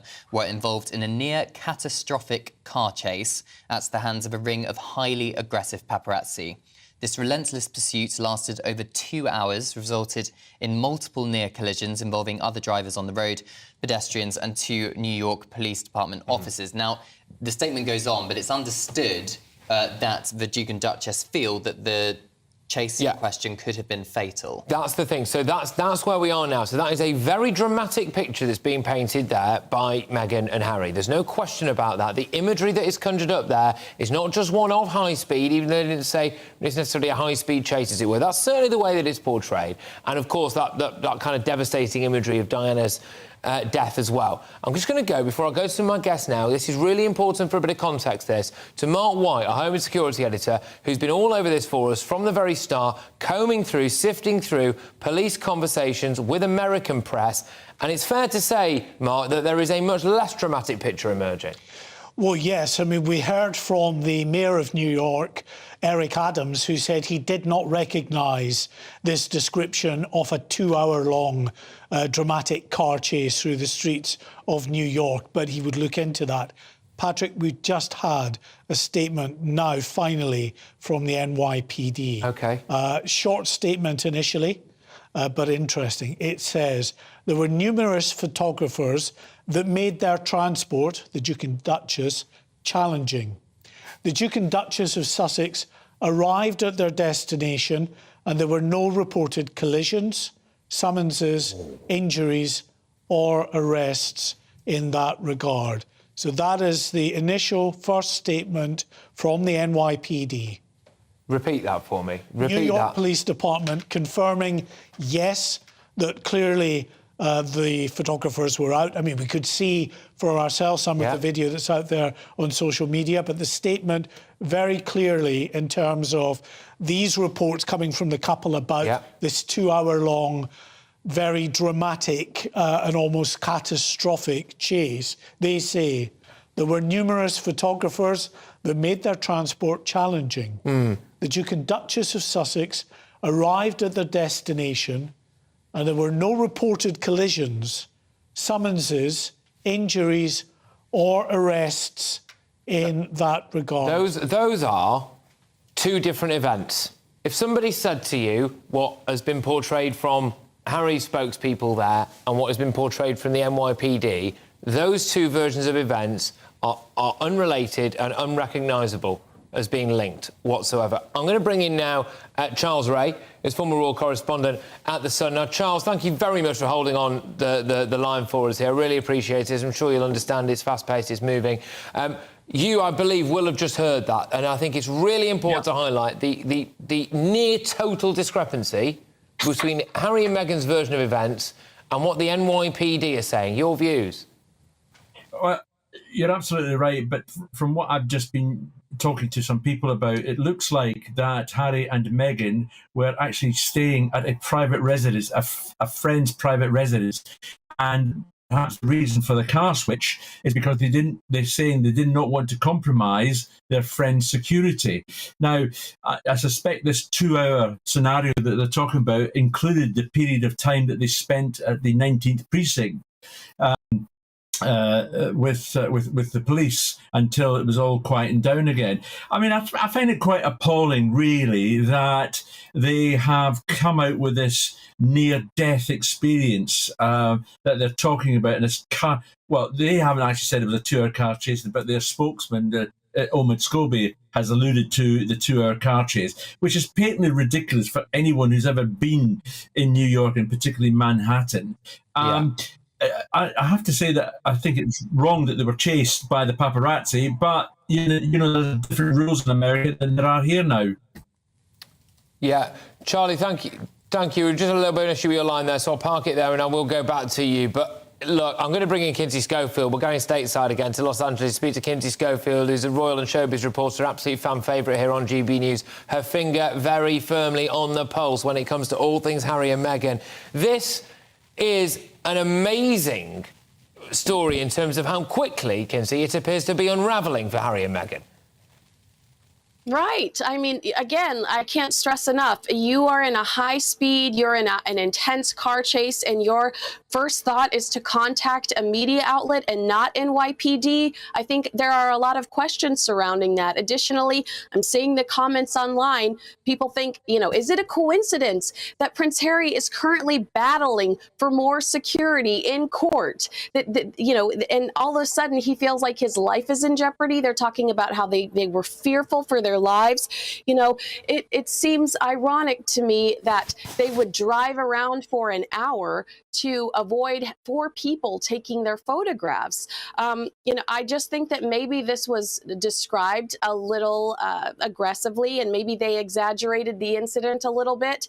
And they should be more careful in doing so, because Harry's mother lost her life in this exact instance. So I feel like they should be a little bit more gentle and delicate in the way that they talk about this, because it's hard not to remember his mom, like like the New York mayor said. It's hard not to think back on his mom and how tragic that loss was. Absolutely. And Kinsey, you mentioned the New York mayor. I'm just going to play a quick clip now. This is, again, fascinating. Now, for the entirety of this story, it initially broke. There was a big statement from Prince Harry's spokespeople, and that painted a picture of pretty much, more or less, pinball being played out on the streets of America, on the streets of New York, between Harry and Meghan and Meghan's mum, in some kind of car, then in a taxi, paparazzi crawling all over them. They feared for their lives. It was nearly catastrophic. Pedestrians could have been hit. 2 New York Police Department officers were involved as well. Red lights were being run. It was absolute bedlam. The NYPD in the last few minutes has just commented for the first time on this, and Mark White said it was a very short statement that just said Harry and Meghan basically got to their destination, there were some photographers, and that's about that. Here is what the Mayor of New York, Eric Adams, had to say after the event. I'm going to play you clips in a second, and you tell me whether or not you think that this is a man who really thinks that anything like what Harry and Meghan were initially pumping out is the reality of what happened on the streets of his city. Play the clip. I would find it hard to believe that there was a 2-hour high-speed chase. That would be, I find it hard to believe, but we will find out the exact duration of it. But if it's 10 minutes, a 10-minute chase is extremely dangerous in New York City. We have a lot of traffic, a lot of movement, a lot of people are using our streets. Any type of high-speed chase that involves something of that nature is inappropriate. Police do it under limited circumstances when they're going after violent people, but to do it because you want to get the right shot can turn out to be a place where people can be harmed in a real way. Okay, so that's the Mayor of New York, Eric Adams, and I think that is quite telling, is it not? You would have thought that as the Mayor of New York, if there had been a 2-hour-long car chase involving two of the world's most high-profile individuals and a kind of rabid press pack, that there would be a little bit more information. We are yet to see or receive huge amounts of video confirmation of this incident, or photographic confirmation. That's not to say that there isn't any. Sometimes with these things, well-organised news outlets in the United States, especially news agencies, can hoard this footage and look, understandably, to sell it for huge sums of money as time goes on. That might be one explanation for the delay in, frankly, really any corroborating footage for Harry and Meghan's situation here.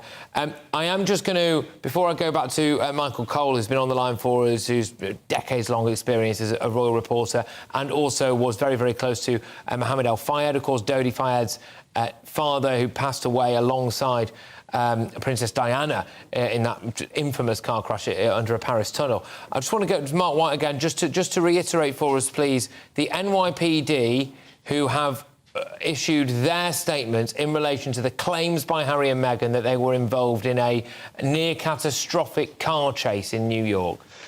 Yeah, so this is a line from the NYPD, which in terms of the chase element, it certainly says there were numerous photographers that made their transport challenging. The Duke and Duchess of Sussex arrived at their destination and there were no reported collisions, summonses, injuries or arrests in that regard. It's clear to see that there were photographers, paparazzi, surrounding their vehicle and, yes, following their vehicle. Was it a high-speed chase? And although they never used the word high speed, they said a near-catastrophic chase that lasted 2 hours, that involved these paparazzi running red lights and getting up on a pavement. That obviously conjures up in any reasonable person's mind the idea of a high-speed chase through the streets of Manhattan, which you heard from Eric Adams, the New York mayor, that he found that hard to believe. Anybody that knows Manhattan and the speed that traffic can actually truly go at in downtown Manhattan, it's unlikely that you would get a high-speed chase of any significant duration. Yeah, the timeline on this is rather bizarre. Apparently they're leaving the Ziegfeld ballroom. This is after, of course, Meghan Markle was presented with an award there, not an acting award, it must be said,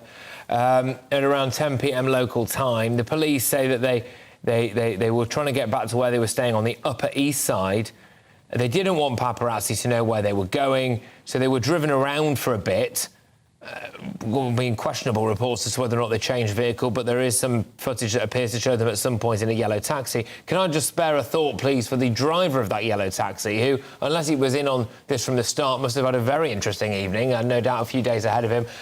Whatever news outlet manages to get to that guy first will be absolutely coining it, and I'll tell you what, because he will be able to corroborate everything that is said. Supposedly, then, the Sussexes were driven to a police precinct where they stayed for about 15 minutes. And then this quote, I think, is done with police just say it was a bit of a chaotic scene. So there you go. I'm going to Michael Cole now, who is a royal reporter and has been, as I was saying before, you know, around the royal scene for a very, very long period of time. Michael, is this the truth, or is this Meghan's truth and Harry's truth? I think we should listen with profit to His Honour the Mayor, Mr. Adams, in his statement there. Fortunately, we have two police officers who will be used to making statements and giving evidence. They will give a very good account of actually what went on. And as we said before, there's a New York taxi driver. I've always found these characters, well, whatever origins they are, always to be down to earth and to call things as they really are. So I would be very happy to sign up to listen to what the taxi driver has to say and accept it as a statement of fact. I think one of the first things, in fact, the first thing I said to you when we had our conversation a couple of hours ago, was that in stories like this, the initial reports are often contradicted or added to or completely confounded as the facts emerge throughout the day. And I think that's what has happened here. I think what we can hold on to is the fact that nobody was hurt. They got to their destination. These are important facts. And what is the word? I just find it absolutely bizarre, Michael, absolutely bizarre that you would be in some kind of convoy, you would be told to get out of that convoy, get into a yellow taxi, at some point then with police detail following it.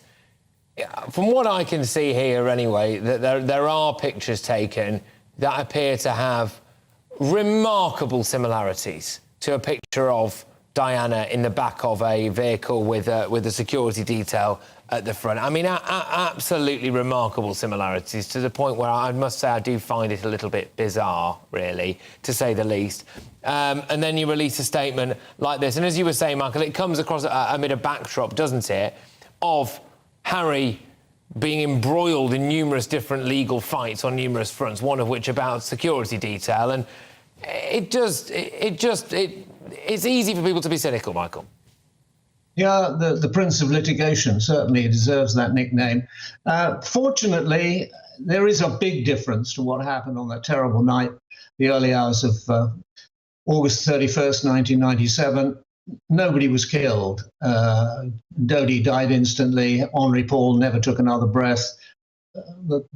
Dear Diana was in the back seat. She was alive. She was talking. She was conscious, and they were taking pictures of her.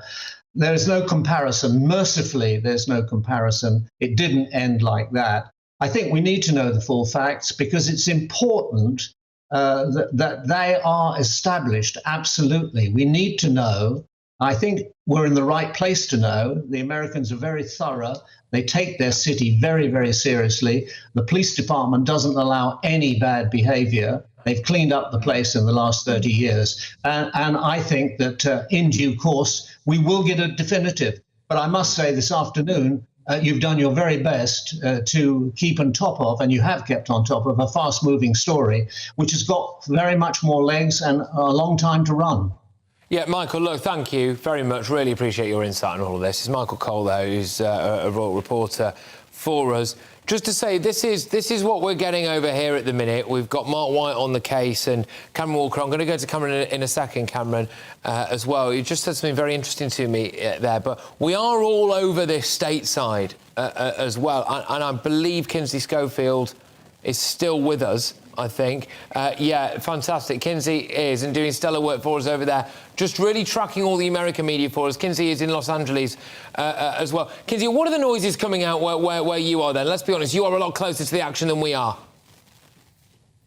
I mean, the tone is are they being very dramatic?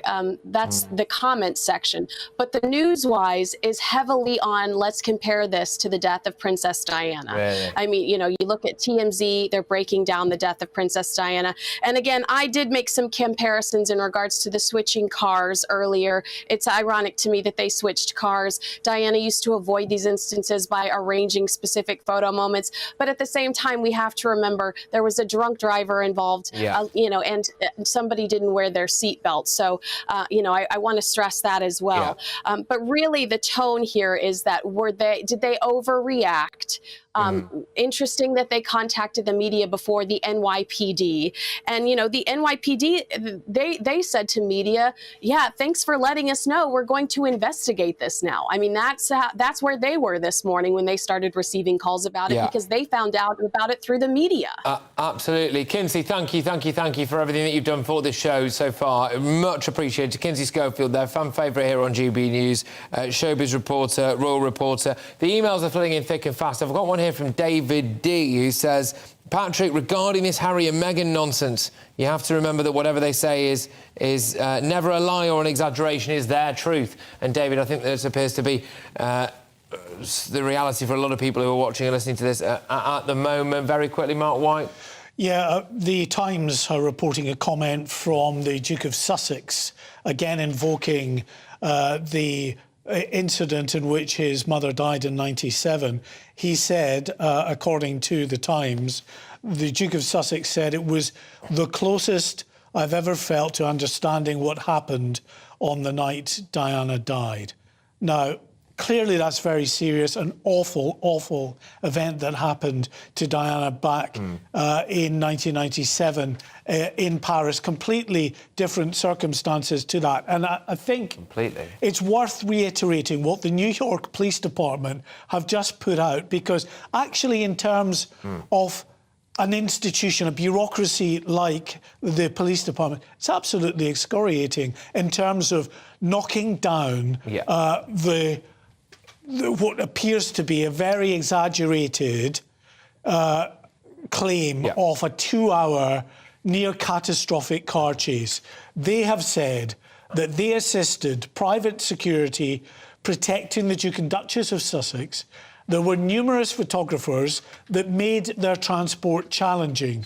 They go on to say the Duke and Duchess of Sussex arrived at the destination and there were no reported collisions, summonses, injuries or arrests in that regard. So in terms of a statement, it's a very deliberate statement from the police department to say, look, guys, calm down a bit. This is...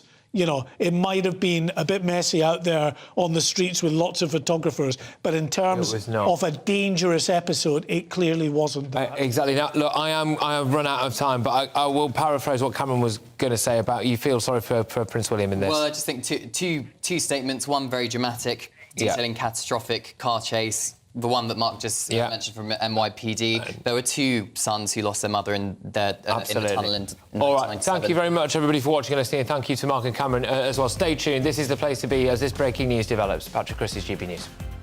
Hello again, it's Aidan McGibbon here with your GB News forecast, brought to you by the Met Office. A lot of fine weather out there today, sunny spells for many, cloud and some rain is, though, making an appearance in the north. That's because, although we've got high pressure across much of the UK, a number of weather fronts are now making their way from the northwest as relatively weak features, but they will bring a lot of cloud and some outbreaks of rain. And the first system will bring a damp end to the day across the north of Scotland, especially for the Northwest Highlands, the Western Isles and the Northern Isles. Any rain further south across central and southern Scotland tending to be more showery. And for Northern Ireland, England and Wales, through much of the night, it's simply dry with clear spells, the clearest spells towards the south and southeast.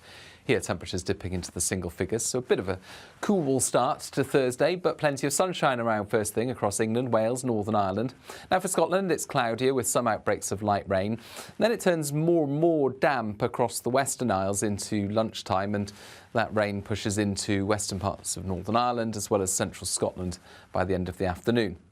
Thicker cloud across Scotland and Northern Ireland, so mid-teens here generally, but with sunny spells for much of England and Wales, especially towards the south. 20 or even 21 Celsius is possible, and it's generally staying dry here as well. We again keep clear spells in the south on Thursday night, but going into Friday morning, this area of rain will sweep across Scotland and Northern Ireland into northern England and Wales as a showery feature. That's going to bring thick cloud to much of England and Wales overnight, so a milder night here, but a colder night to come for Scotland and Northern Ireland with clearing skies by the end of the night. We start off Friday with those outbreaks of rain across northern England and North Wales. They'll push south and there'll be some showers breaking out across